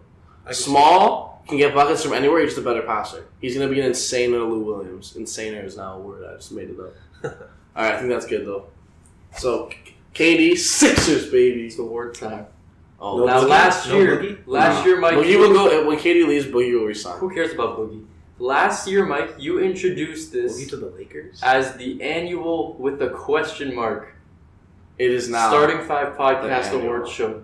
It is now the annual with no question mark High-Low Podcast Award show. And I'm going to make a nice title card for this because it's worth it. Can we take a second to explain to the viewers what high-low means? Like, what is the choice for high-low? So to our 15 viewers? Yeah. So high-low is when it represents the two posts in basketball, the high post at the top of the key and the low post. And in a basic zone offense, when you enter the ball into the high post, you are trying to get it into the low post down low from the high post because it's a more efficient pass. And then after the ball is given in the low post, the high post dives to the rim for an easy bounce pass layup. There it is, some IQ. There you go. Okay, that's... Because we're always playing off each other, you know? So there it is. Now let's go into the awards. We're starting big. We're not going to end big. We're starting big. Who is your MVP, Cole? This is so close because obviously between all of us, it's either going to be James Harden or Giannis. It's so hard. And I still don't know. That's why I went to this you has first. been the closest race in the last few years. I'm going to have to go with Giannis because I feel like there's going to be a little bit of vote. There's, especially for me, there's voters fatigue on James Harden. I didn't even want James Harden to win it last year. He deserves But last year. Come on. You know what he's given you this year is points. He's going to score. He made that huge streak where Chris Paul was injured and he just went off. He averaged, what did he average in those games? Like 40. He averaged like more than 40 points a game. It was For ridiculous. like a month, yeah. He had 33 games with 30 or more. Yeah, he just went off. So that's what Harden's going to give you. But Giannis was just consistent the entire year. Defensively, a god. Offensively, a god. Lately, he's been able to put the three in if he's wide open.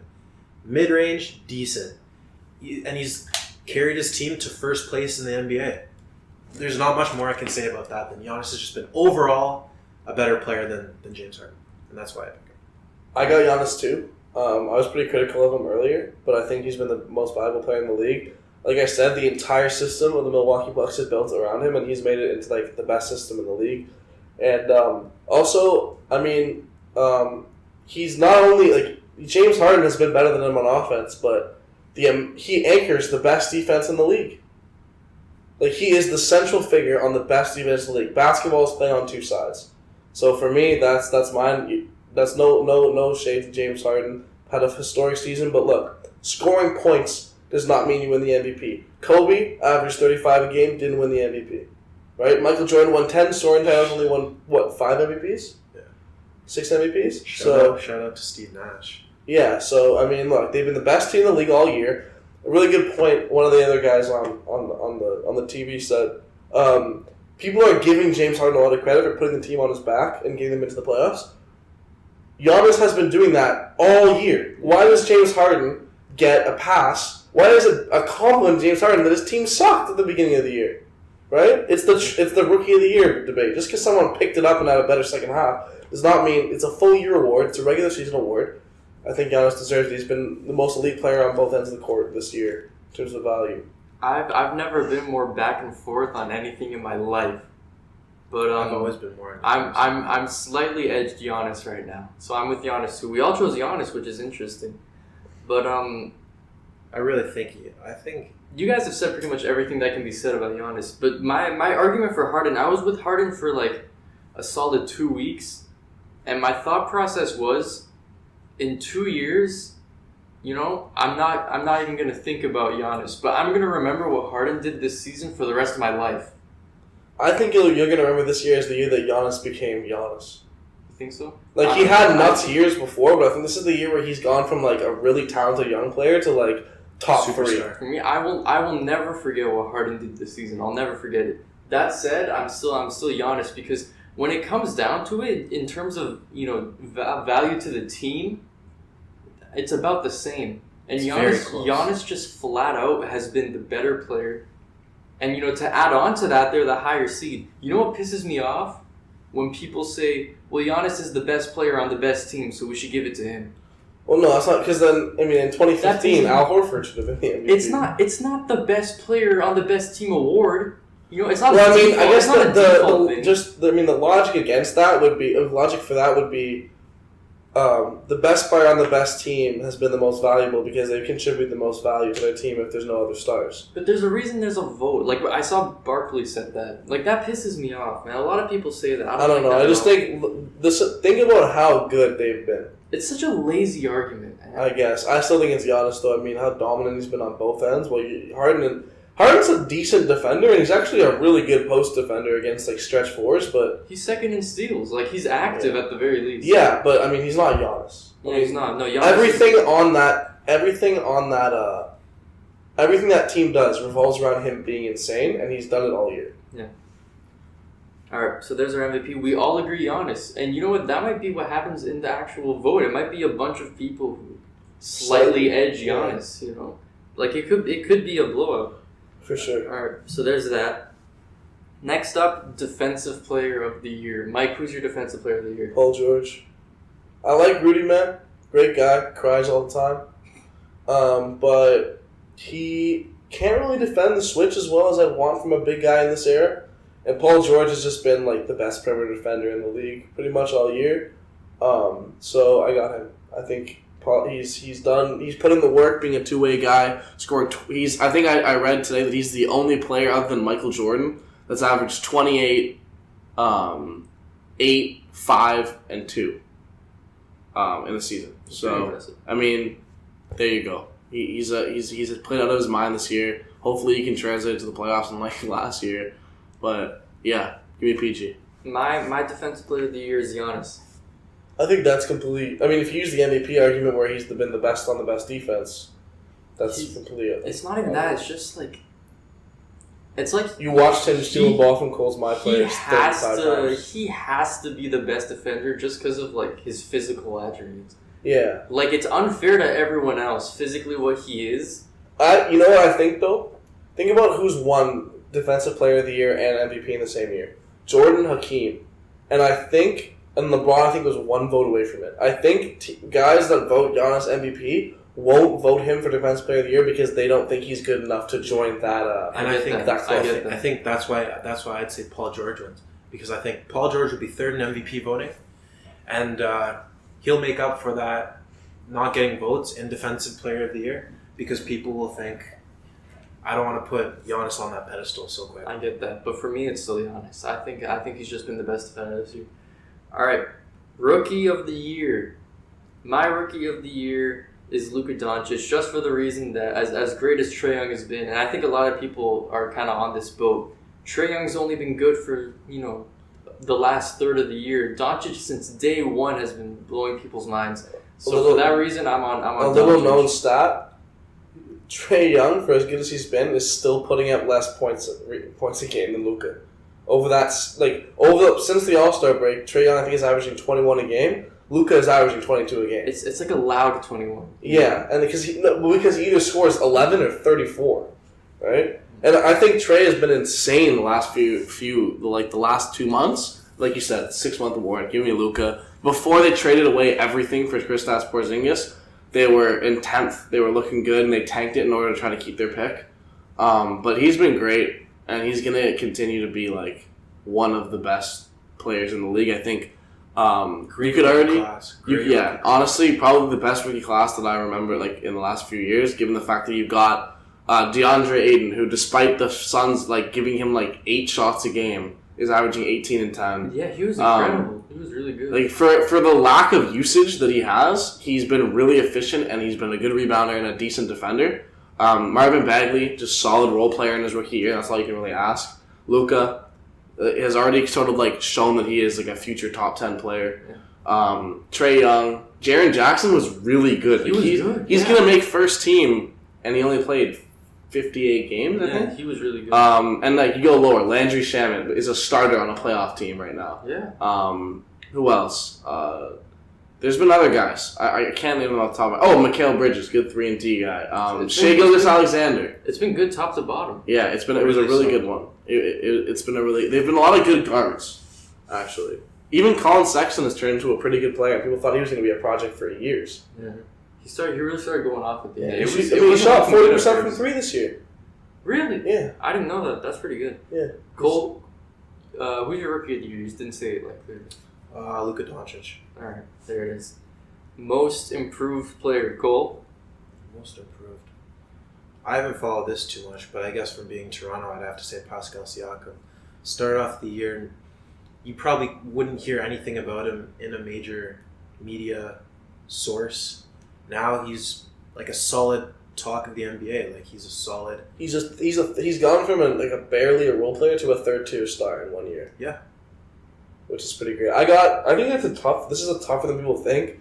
I think I would go with Siakam just because of how dramatically increased, but I think we shouldn't sleep on D'Angelo Russell, who has gone from, a guy who we didn't really know was going to end up. Was he going to end up being one of those like 6-man bench scorers, or was he going to be a star? And he became a star. He's like a perennial all-star. Yeah, and then another thing you gotta think about is Buddy Hield, who became the best player on a 500 team.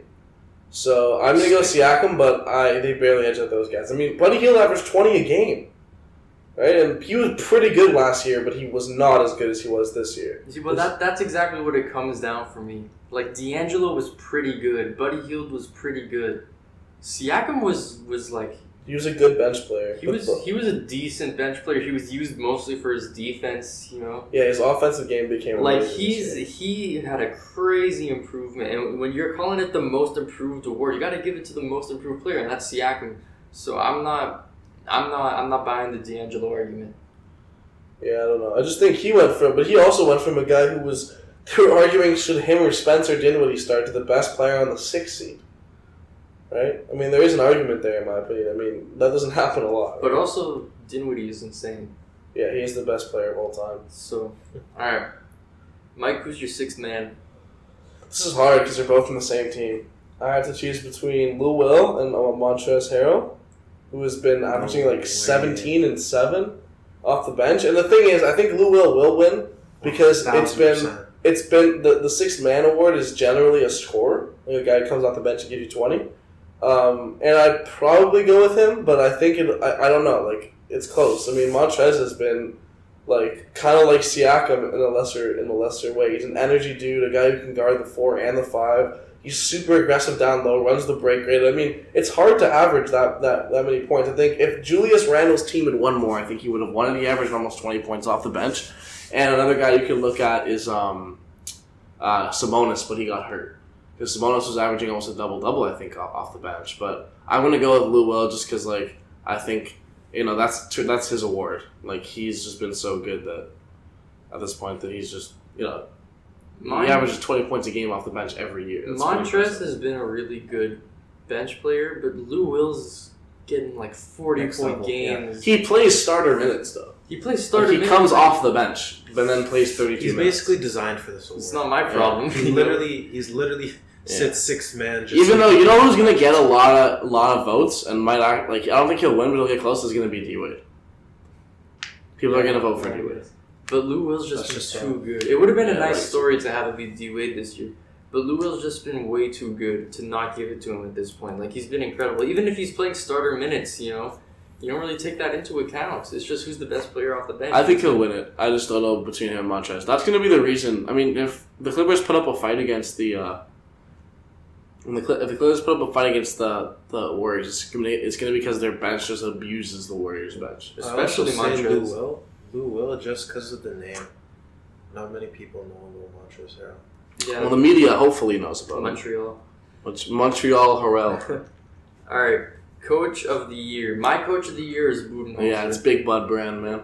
And props to Mike Malone. I think he was really good this year. But Budenholzer, when you talk about just like, you could not possibly have done a better job with what the Bucks were this year. There's no possible way. They made 2 roster changes. When you talk about hitting your...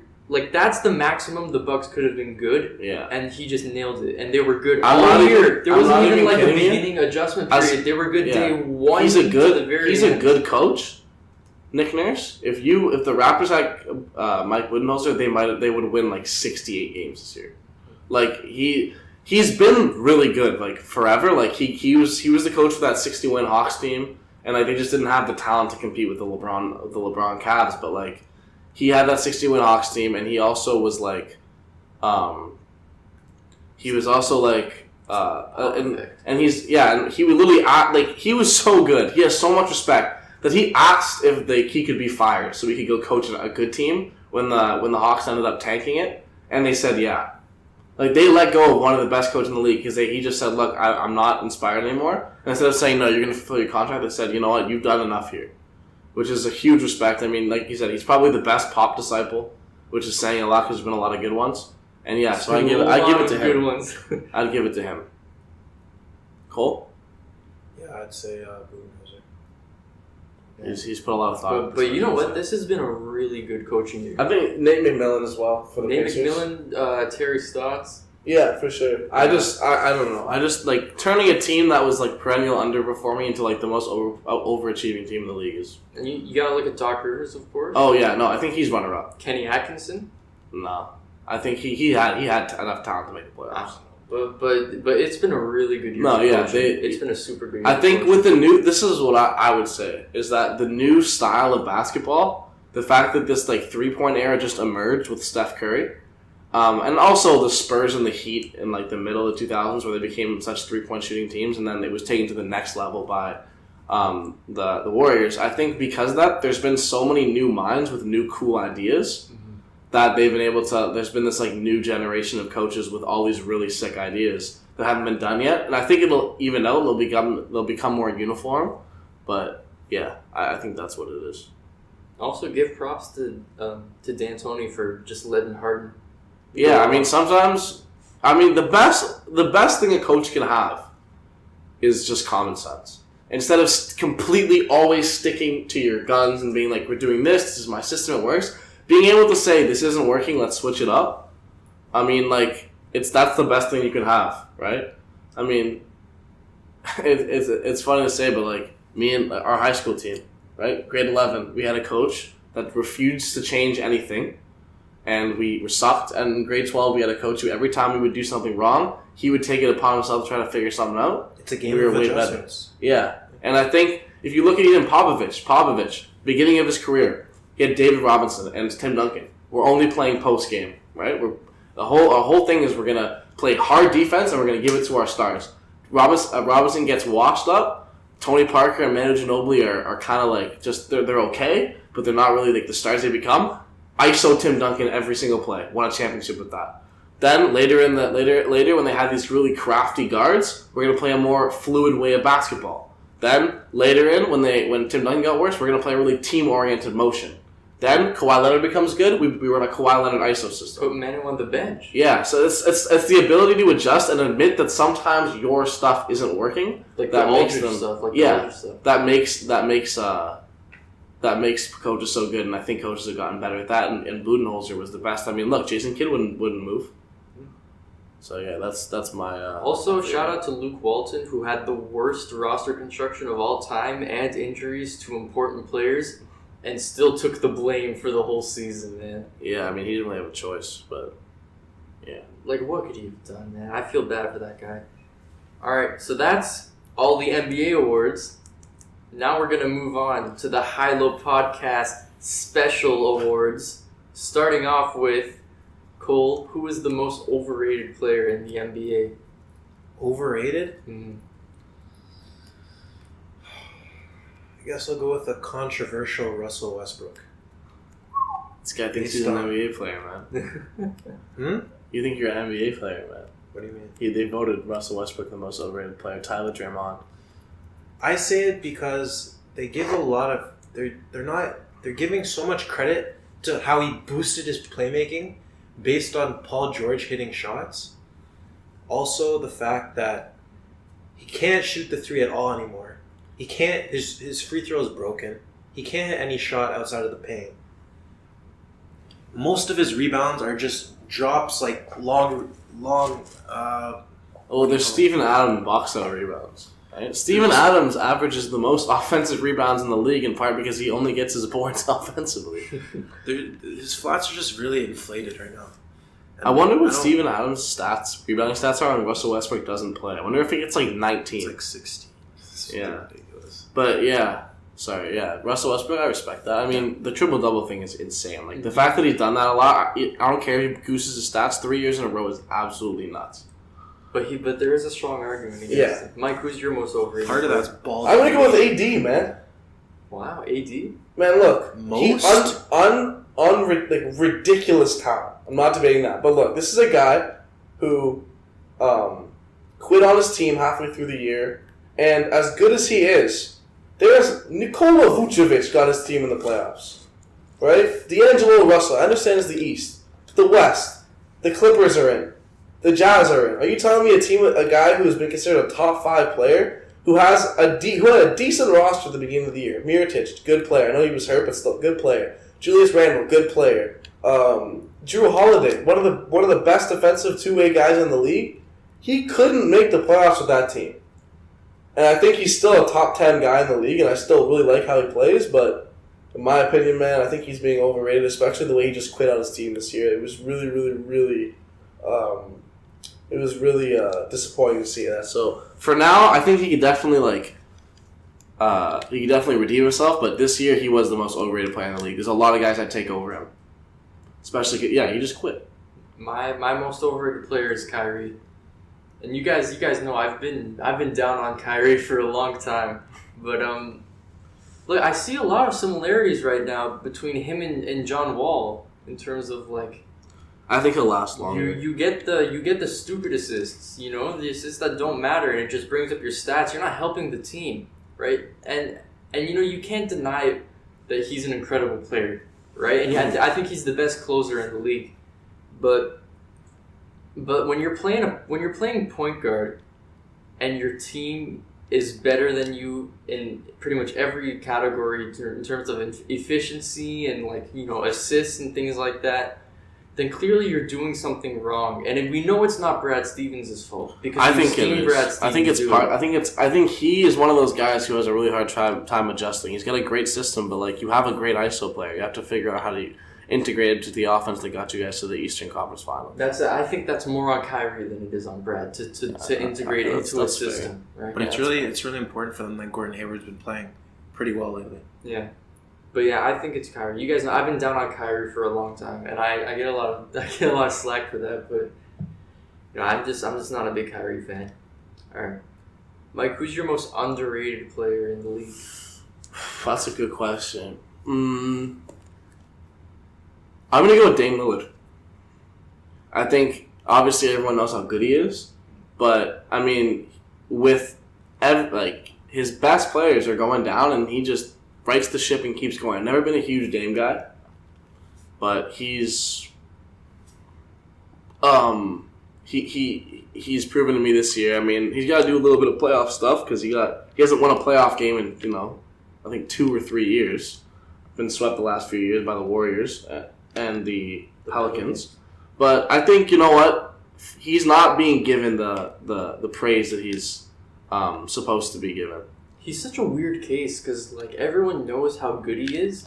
I think if at this very point, but then why is no one noticing him? It's just because everyone's expecting a playoff win. But I think this year, what he's done is really, really cool. It's kind of the opposite of what Anthony Davis said. Anthony Davis did because he's just he could have just easily given up and said I don't have enough help, but instead he just doubled down on what he does, and he's carried them to a home field advantage in the first round. Cole, who's your most underrated player? Most underrated? Who did you say? Dame Lillard. I feel like Dame Lillard's pretty I just think imagine if Russell Westbrook was doing what he did. Remember when Russell Westbrook did what he did when he won the MVP? He carried a team with no other stars to a playoff seed. Dame Lillard is doing that right now. Yeah, the fact that he's not getting MVP consideration, it says a lot. Exactly. I'll pull out an interesting one. I'll say Kawhi, just because he's missed so many games this year. He's getting a lot of his credit off of his legacy. Yeah, so I think he's been great this year for sure. I still think he's the best player in the league. That's a big take. I think he's best player in the league potentially. I'll explain why when we get to it. But that's true. We do have that. My most underrated player is Kyle Lowry. Just because here this guy goes with this. The role he's taken this year. The role he's taken this year is a lot quieter, but I think Kawhi is obviously your guy when it comes to the playoffs. Lowry is your team, You can run a team really well. I don't know, man. The bench this year has been a huge problem. When you add Lowry, it's completely different because he's just such a stabilizer and he gets everyone involved. Right? I talked about how Kyrie gets the stupid assists, right? Lowry gets the legit ones. Lowry makes the team better, and he gets a lot of hockey assists and things like that just because he's such a team guy, and he really, really sacrificed a lot this year for his role. And, he looks better for it, right? But since, he could have a game with 3 points, and it will still have been a really good game just because of where his role is. Yeah, I guess it's kind of similar to Jimmy Butler in that respect. Instead of playmaking, it's closing, right? Mm-hmm. I don't know. I think the players also I'd like to a lot, man. Tied for third for most overrated. Yeah, well, this is my response to that, and I don't think Kyle Lowry is the most underrated player in the league, but I'm going to use the old Skip Bayless because people always ask Skip Bayless, why do you think you're qualified to talk about players the way you talk about them? You never played, and you know what Skip Bayless says? The best player of all time cannot make the playoffs with his roster construction. Michael Jordan, the owner, he has no idea what he's doing. He can't evaluate talent at all. Right? Nice, yeah. So just because the players say it. A lot of former players are bad analysts. Yeah. So I don't know. I get there's definitely it's great a different type of skill. Yeah. To play the game, to know the game. Ryan Hollins is the worst analyst of all time. I can't listen to him He's actually the definitive worst, I think. Because with some of the guys, it's an act and they do it because their shtick makes them money. He legitimately he believes Giannis isn't an MVP candidate because he doesn't close games. It's a little bit ridiculous. He's a problem. All right, Cole, what was your biggest surprise of this season? That could be a player, it can be a team, it can be... Also, wait, before you continue, I want to correct myself. AD is... I don't think he's the most overrated player. I remembered. It's Cat. You still think it's Cat? Cat is still the most overrated player in the league. I would have thought Cat proved himself this year to you. Doing what? Not making the playoffs? People talk about this guy like he's a monster, a god. He doesn't play defense. He doesn't make his teammates better. He hasn't been to the playoffs. Jimmy Butler had that team in 4th place last year. He got hurt. They went 8-9. They dropped to the 9th seed and barely made the playoffs because Jimmy Butler came back and dropped 30. If you ask me, he's the only bright spot on that team. He's a good player, but I would take Nikola Jokic. Stick with AD. Don't do him 2 years. No, I think Kat is a much more overrated player. I think he's talented, but he has never proven that his talent leads to winning. You could say that about any center, really. Embiid never missed the playoffs. Jokic. Well, Embiid played with Simmons the whole time. Jokic. Rudy Gobert. Well, you see, all these guys have someone else as well. Yeah, but Wiggins is not. It's still he had Jimmy Butler, and as soon as Jimmy Butler went out, it worked when he. It didn't win because Jimmy Butler thought he was soft and left. That's a different story. He hasn't. That's a Jimmy Butler thing, not a Cat. To me, well, he hasn't had any problems in Philly with the players. He had a problem with the coach early on. That's it. So I think Cat's overrated. I wouldn't pick him to. I mean, remember 2 years ago they did the same. They did a coach's poll or a GM's poll, and he was the number 1 rated guy you'd start your franchise with. Now he's not on the list. LeBron is higher than him, and LeBron's 34. People are starting to see through the cracks. When your center can't play defense. And he doesn't have a ridiculous gift for passing like Jokic. They're dead weight in today's NBA. Well, agree to disagree. Cole, who's your biggest surprise of this season? Who or what? I guess the Lakers, because I guess with the LeBron freak injury and Magic and all these things, that's probably the biggest surprise. It was a soap opera, for sure. Mike, what about you? I got the Cavs having a better record than the LeBron Lakers in 2019. Did they actually? In 2019, I don't know if it still is, but I know at one point, pretty deep into February, the Cavs had a better record in 2019 than the Lakers. Well, the Lakers have been hot recently, so I don't think it's... Yeah, they probably... But, before they were eliminated, there was a stretch where the Cavs were better without LeBron than the Lakers were with him, which is pretty insane. Yeah, it's not even close now. It's ridiculously far now. The Lakers have a way better record. No. I just meant starting January 1st. Oh, yeah, fair enough. They at one point. I think the Cavs were kind of a fun team this year. They had all these young guys they were developing. Kevin Love was actually really good when he came back. They had that whole Channing Frye thing.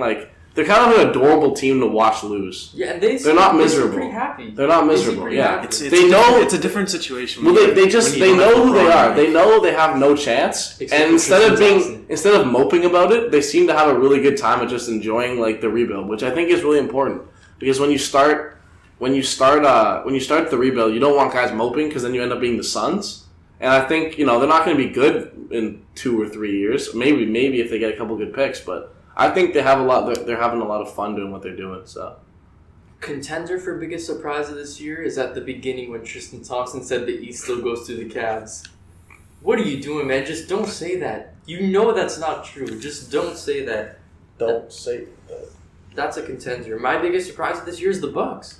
The Bucks. I didn't see them here at all. I saw them maybe 5-6 seed. You also look at the Nuggets, right? They got 60 wins. The Nuggets too. The Nuggets have been good. The Nuggets didn't get 60 wins. Yeah, true.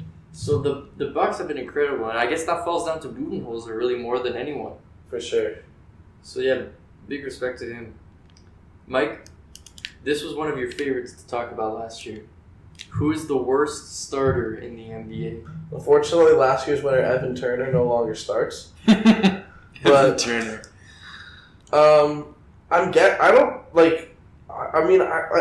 avoid the tanking teams. That's boring. So I'm gonna go with playoff teams. I'm probably gonna go with. I don't know. That's tough. I don't have someone in mind for this one. Yeah. It was James Ennis until he got traded. James Ennis is not good at basketball, but I'm trying to think. What teams made the playoffs? Oh, Terrence Ross. I forgot. Terrence Ross sucks. He's a streaky shooter who doesn't play defense. He's god awful. He's a legendary rafter. He's a non-legendary rafter. I don't know. I'm trying to think. This is a hard one. It's. Although there is a correct answer. Listen, if KCP started any time this year, he wins by default. He probably starts now. If he was, I don't know if he started at the beginning of the year or during the year, but if he started, I'm giving it to KCP. Throw KCP Tristan Thompson there. No, he was averaging a double-double before he got hurt. Was he? Yeah, he was pretty good. There is a correct answer to this question. What? Al Horford. Oh, not again. The worst. The ping pong god. The worst player in the NBA. I have a new theory. All of his success has been lucky. Al Horford? Yeah, he's the luckiest player. Every time he scores the fluke, the only way you could score a 3 with that shooting form is if you're lucky. So that's my new. The reason Joel Embiid can't figure out Al Horford is because Al Horford is so bad and so lucky that Embiid just can't comprehend it. I get it. Yeah, Al Horford flinches on rebounds, so he probably every time Embiid shoots, he probably just closes his eyes and flails his arms, and he gets really lucky and blocks it. So that's my. What new about theory. you, Cole? What do you think? The worst starter? Yeah. I don't know. No, it's not LeBron. Let's just move on to the next one. That's a stupid. That's award, a to be ridiculous honest. one.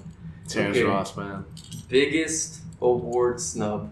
Oh, Harden. We all chose Giannis, so I think we can all agree Harden. The fact that Harden will get an award this year stinks. Yeah. He'll be first team all league though, which is good. He's been so good this year, and he's not even going to win MVP. So if I can do this real quick, I was bored a few weeks ago, and I made a bunch of all NBA teams because someone tweeted about it. So I'm running off right now. I know you guys probably don't know. Do it right now. Okay, guards first team Curry Harden, forwards first team Giannis Paul George, center first team Joel Embiid, second team guards Kyrie and Dame Lillard. Second team forwards, Kawhi and Durant. Second team center, Jokic. Third team guards, Kemba Walker, Bradley Beal. Third team forwards, LeBron and Blake Griffin. And the third team center is Rudy Gobert. Yeah, I don't have any problems with that. Yeah, and even though I just hated on him, I think Cat might get that third team spot. He's been good. He got the stats for it, but I mean Gobert gets the win, so I'm kind of partial to him. Yeah, I'm not sure about Gobert. Anyway, continue. There's been a lot of good centers this year. You could even put Vucevic in there. Oh, I think he's gonna get super consideration for that third spot. I think Embiid is the only lock for. I think he's a lock for first team, but I think after that, the second and third team could be any combination of people. Our next award. Most fundamentally sound player. Come on, you already know it's the 3-and-D god, Danny Green. You see the way he moves. I was actually gonna say Danny Green. Best transition defender in the game. That's all fundamentals. Moving your feet, off-ball movements, and that form. Oof. Runner-up Clay. Danny Green has some of the most wet shots I've ever seen in my life. They float in, man. His release is perfect. Just the height at which he leaves it, the quickness. It's beautiful. It's a beautiful. I don't know where he learned that, but Danny Green, your shooting coach when you were a kid, you should be paying him. He's third in the league, I think. In 3-point percentage. Yeah. In offensive rating after Steph and KD. That's pretty crazy. Yeah, I mean he's a winner, man. He plays the right way all the time, so he's the most fun. He knows his role. He's awesome. Cole, you're saying Clay instead of Danny Green? Yeah, I'll say Clay. You could say Clay and just for the same argument. Yeah. Exact same argument. Clay has literally the most perfect form in the history of the NBA. Like, Danny Green's is wetter, but Clay, like, when you teach form, you show them videos of Clay. Like, it's perfect. It's literally the perfect form. And he might be better off ball than Danny Green. Yeah, he is. I mean, he's a better player than Danny Green. Danny Green's just, like, so efficient, and he's such a good defender. Like, he just knows what he's doing, you know? All right, fantasy sleeper. I'd probably say JaVale, right? He was good. He actually was pretty good this year. JaVale had like these two of my housemates are in the same fantasy league with their high school, and they played each other twice. It was Ethan and Jack, and this is two of my housemates, and both times they played. One of my buddies had JaVale, and he was down like 2 blocks, and JaVale would get just like enough blocks to like win by 1 and beat him both times. One time he was down 6 blocks, and it was 4-4 because they play 8-cat instead of 9-cat, no turnovers. And JaVale got 7 blocks and won by 1, and he ended up winning the matchup. So shout out to JaVale. I mean, he was really good this year. Outside of his awful defense outside, he was better than I thought. Nah, sleeper D'Angelo Russell. Oh yeah, I guess you could pull D'Angelo Russell. I And guess maybe Luka the 4th too, round right? fantasy. Luka too, because Luka went pretty late because he's a rookie, but I don't know if that counts because you don't really know. Yeah. So you're saying D'Angelo? Yeah. And you actually won. hurt. I can't believe you won I'm fantasy. the 2019 fantasy champion, so my answer is obviously the right one. And that answer is DeLon Wright. Oh my god. I'm talking about a guy here who got 2 consecutive triple-doubles. Alfred Payton got 6 though. Alfred Payton is stupid and bad. So also, if he didn't get hurt, it would have been Karis LeVert. Karis LeVert was averaging 26 and 6 early on. It's only fair that I guess the team with James Harden won. Yeah. That second pick was big, and I would have taken him first as well if I had first pick. Man, honestly, our series was so close. It was down to the wire. Man, honestly, like I didn't even pay attention to fantasy for half the year, so I wasn't getting pickups. But like my team before LeVert got hurt was actually ridiculous. I take a lot Oh, because it was also before, I can't remember who got traded to somewhere, and it was before Jimmy Butler got traded to the Sixers, so JJ Redick was averaging like 20 a game. I take a lot of risky pickups. That's why like last year I didn't make the playoffs, and this year I won because most of my. Well, you also played the most fraud player of all time in the finals, so. Who? Fraudrix, bro. He loses every year in the finals. He's a fraud. No, he's the king. He's a fraud, bro. He has no rings. All right, best white man for me, Alex Caruso. Oh, God. Caruso. Nah, seriously, that was Jokic. The guy is easily the best white guy in the league. No, but Caruso is like. He's a Actually, you know what? Underrated fantasy player, Valanciunas, when he went to Memphis. Oh, the dude dropped disgusting, 33 and fucking 10 disgusting. for me every night. No, I got big Joker. I got the Joker, man. He was the engine of a second seed. That's the best a white man's done in like decades, man. Yeah, but Caruso. When's the last time a white guy was the best player on a team that won that many games?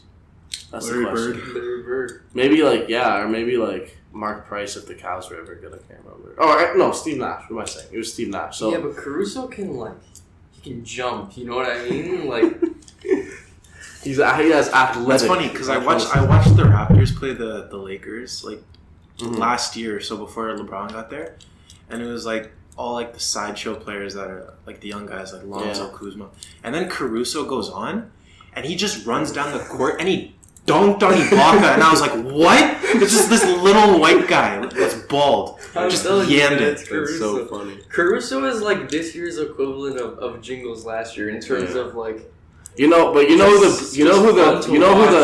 the GOAT is coming up. The GOAT white man. Dante DiVincenzo, baby, let's go. Okay. Listen, I saw what he did in the March Madness, and I saw you know what I saw? Manu. I saw the next Manu. I saw the next Manu. Off the bench energy, can do everything. This year he was in the Bucks rotation for the beginning of the year before he got hurt. If he didn't shoot that well, his name wouldn't have even come up, man. No, man. He is going to be a super sub in the future. Trust me. He's going to be a super sub. Dante DiVincenzo, remember the name. Dante. He's going to be like the guy from Canada, Stauskas. He's just going to bounce on teams. Because he just has dog in him, man. Like he was like fighting for like jump balls with like centers in like his first week. He's good. He's going to be really good. Trust me. You don't teach that type of dog, man. Okay. Best old man. Last year it was Manu, unanimously. This year it's unanimously you got two real Dirk. options. It's unanimously Dirk. You got two options. Cole, we know who you're choosing. Mike, we know you want to piss off Cole. Nah, but it was Wade for real. Wade was like for as old as he was. Even though we gotta shout out Jamal Crawford, man. 51 points at 39 years old. Yeah, he was quiet. That's the first time I've heard this name this year. So. No, I know. Shout out to him, but it was D-Wade. D-Wade played a really crucial role in a team that almost made the playoffs with no real star. Yeah, D-Wade showed that he still had a couple years left. And you know what? As good as happy I was, he got to go back to Miami. Part of me really wishes he had waited till the end of the year, because if that was D-Wade getting that rebound, not JR, it's a different series in the finals. Cavs go up 1-0 because he's not dumb enough to it's 4-1. But listen, that LeBron 50 piece is different. It's looked at like Iverson's 50 piece in the 0-1 finals, right? Yeah. So I think it's sad that he wasn't there, because if he was there, it would have been pretty interesting. Shout out to Dwayne Wade. I actually like you a lot. I just say a lot of bad things because it pisses off Cole. I actually have a lot of respect for Dwayne Wade. Yeah. Third greatest two guard of all time. If anyone says James Harden is better than D Wade, you just know they don't know basketball and they started watching 2 years ago. That's just what it is. Yeah, Prime D Wade was actually different, bro. He was actually like he played like he was 6'10" and he was 6'4". It was crazy. I loved watching him. Best 3-and-D player.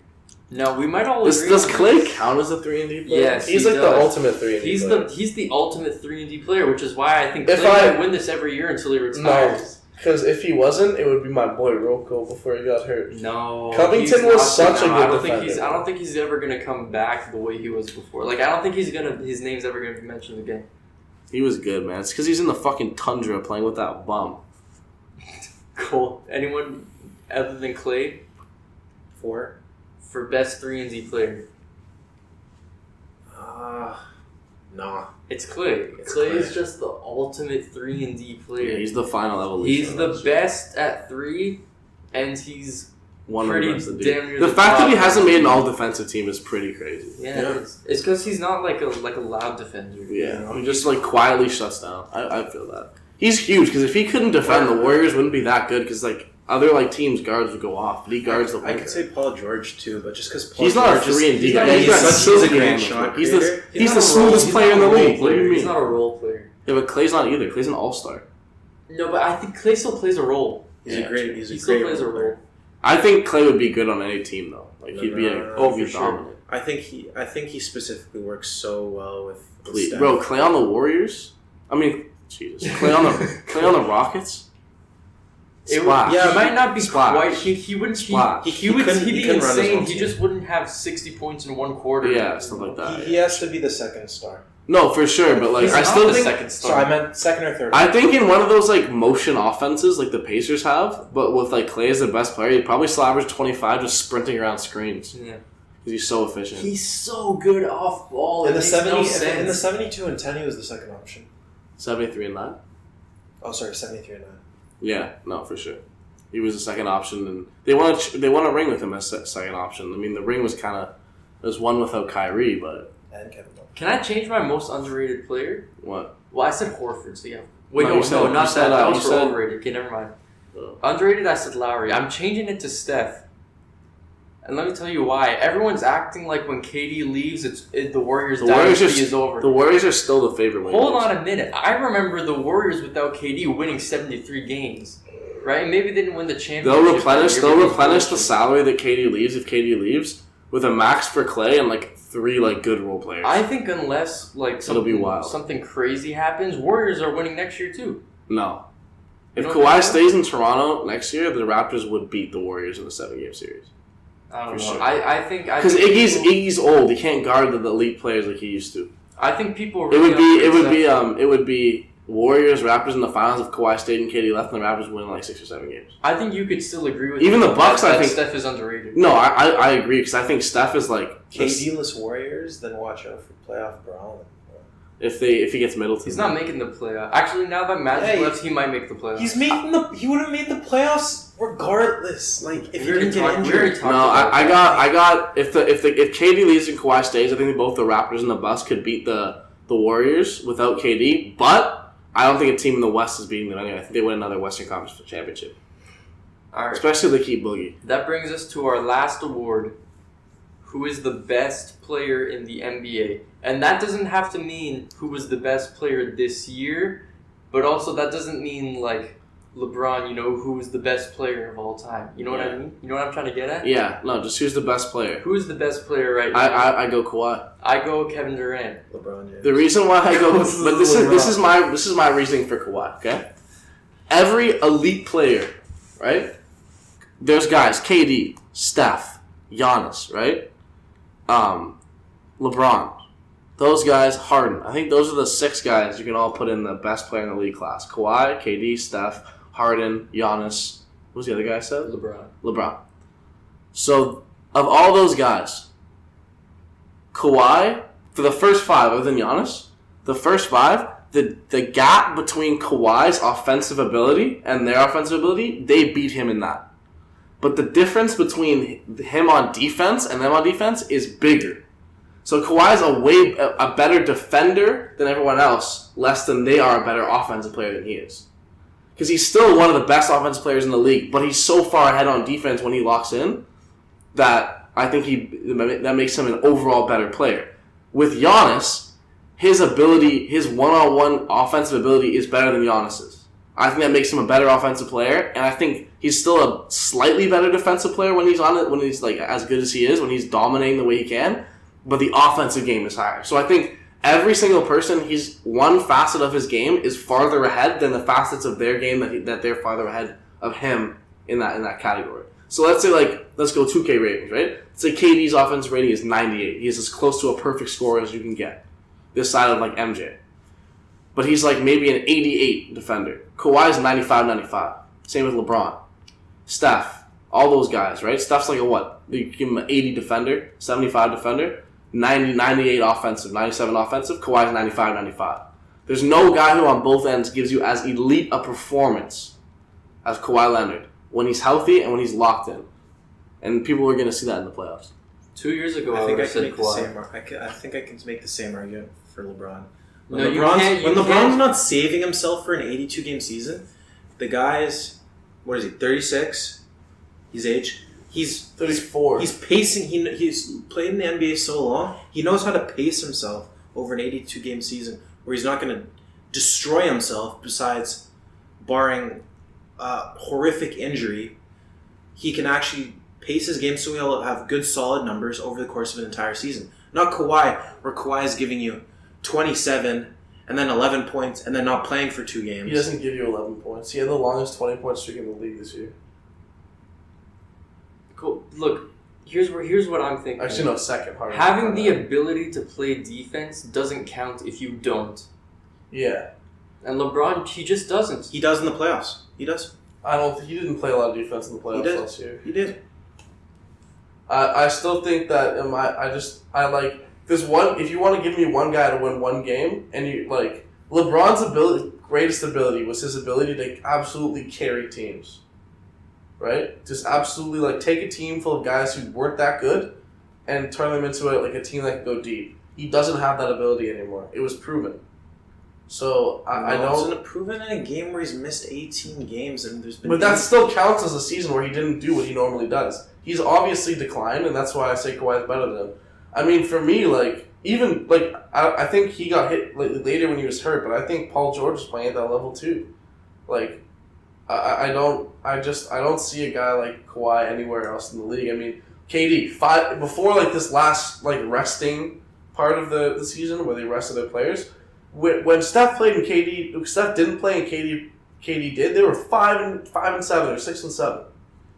You're right. Like the Raptors were still good without Kawhi because they play a motion offense when he's gone, and it's on Nick Nurse to understand that like you need to be able to have an offense that works with both people, right? And the majority of problems came when it became the Kawhi show against a really good defense, which doesn't work unless you're Michael Jordan, Kobe Bryant, LeBron James, which Kawhi's not on those levels.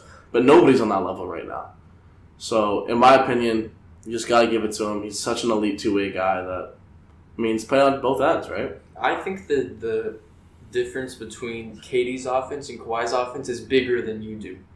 I think it's not that far. Right? And I think KD's defense is more about it's kind of like the LeBron effect where he can but he doesn't all the time. But I think he does more than LeBron. The thing about KD is he has admitted he efficiency pads. Like he counts his shot attempts during games to make sure he doesn't. And if he's having a bad night, he sometimes just won't shoot as much. Kawhi will go 10 for 25. It means he needs to win the game for his team. And I think Kevin Durant looks like a better offensive player because he efficiency pads. Because he only takes shots that he knows are very, very likely to go in, which is a lot of shots for him, right? Because he's 7 feet tall and shoots super high, and you can't block him. But with Kawhi, his repertoire of offensive moves are just as similar to KD. He's got just similar of a handle, if not a little bit better, because KD has a good handle, but not a great one. His ability to operate from the post, his mid-range game, his three-point game, those are all really, really important things that he does really well. And I think that puts him on a similar plane. You'll see in the playoffs, he's not going to average 27. He might average 30 plus. For me, I need to see it. I need to see Kawhi take over again. Like kind of similar to the way he did against the Warriors. It doesn't have to be that good, but I need to see him. I think it's going to prove it. He said himself he considers the regular season practice. Yeah. I think it's going to be if I see it, then I'm with you. But I feel like I've seen it with KD, you know? I've never, like, the thing is, we've never seen KD go far without the team around him. I mean, he went to the finals once, got absolutely dominated. We saw him, choke a 3-1 lead. Where's your offense then, right? Like, since Kawhi has become this good, every year his team is a top team with no other transcendent super god stars, and they've made deep playoff runs when he's been healthy. Think about that. 2016 conference finals. 2015 second round, lost to the team that should have went to the finals. Right, lost to that stacked Thunder team full of amazing players. That was arguably better than the Warriors. Like that Thunder team was so good. I know, like they had so many good players. And now what happened again? Even with him missing all that time, they're still the 2 seed. His ability to impact winning on both ends of the floor is so good. And now it's up to the coach. And it's up to him to take it back to that level he was in those playoffs. But I think at this point, until someone proves me wrong, he's still the best player in the league to me. That was some good stuff right there. Okay, that's it. That's all the awards done. Now we got to do our hot takes. Cole, what is your hot take? You're going to see LeBron James and the Los Angeles Lakers in the NBA Finals next season. And that's funny because my hot take is the opposite. The Lakers are not making the playoffs next season. It's not happening. Mike, if the Lakers don't make the playoffs next season, you might find LeBron James asking for a trade. Because I don't retire think, before he asks for a trade. I don't think How would his contract work though? He's on a contract. You can just retire. You can retire anytime during your contract, but if you come back, you have to play for that team. I think Kemba's the best player they're getting, and I think Kemba's underrated. If Kemba goes to the Lakers, they'll make the playoffs. I don't know, man. I don't know if I buy it. I think they're gonna have coaching problems. I think they're gonna have executive problems.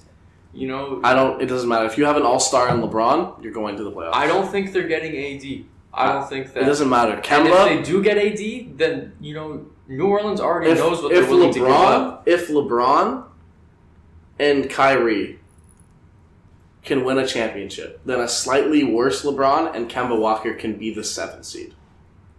That's just what it is. Well, it is. I'm not saying they're going to be the 3 seed. Yeah. It is a hot take. So I feel you. My hot take is what I already said, baby. KD, welcome to Philly. It's going to be amazing.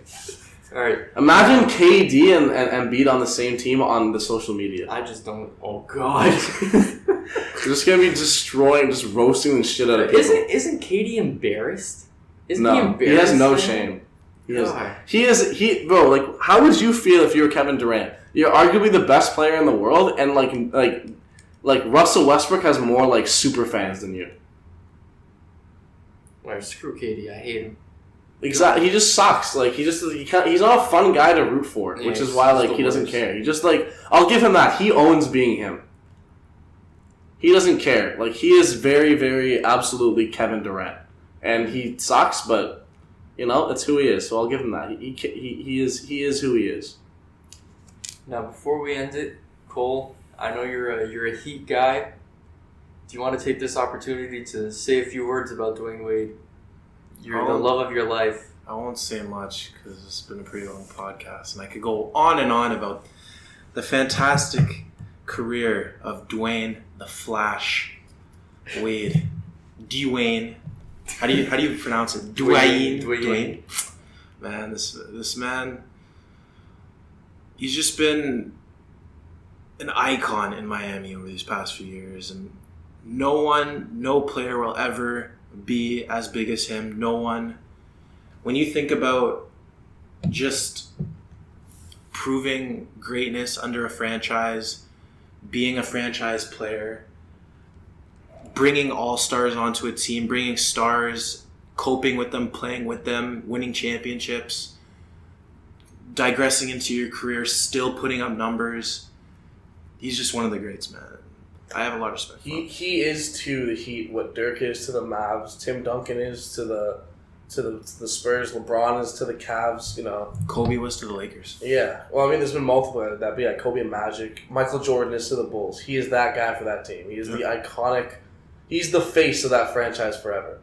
30 years from now, the first thing you're going to think of when you think of the Heat is Dwayne Wade, which is the best, in my opinion, outside of being called the GOAT, is like the best thing you can be remembered as. Outside of Kawhi Leonard is going to be known as the guy who took down all the Giants. Heat gone. That's the Highland Podcast. The Warriors, gone. Whatever super team's next. The Zion, Luka, Porzingis, Mavericks, gone. When will the Highland Podcast be back? Probably next year, to be honest. We just don't care about this that much. It's fun sometimes, and sometimes it feels like a chore. And, if we got more than 15 viewers, maybe we'd have motivation. Yeah. So share this with your friends. If this suddenly goes viral, then we'll keep making them. Yeah.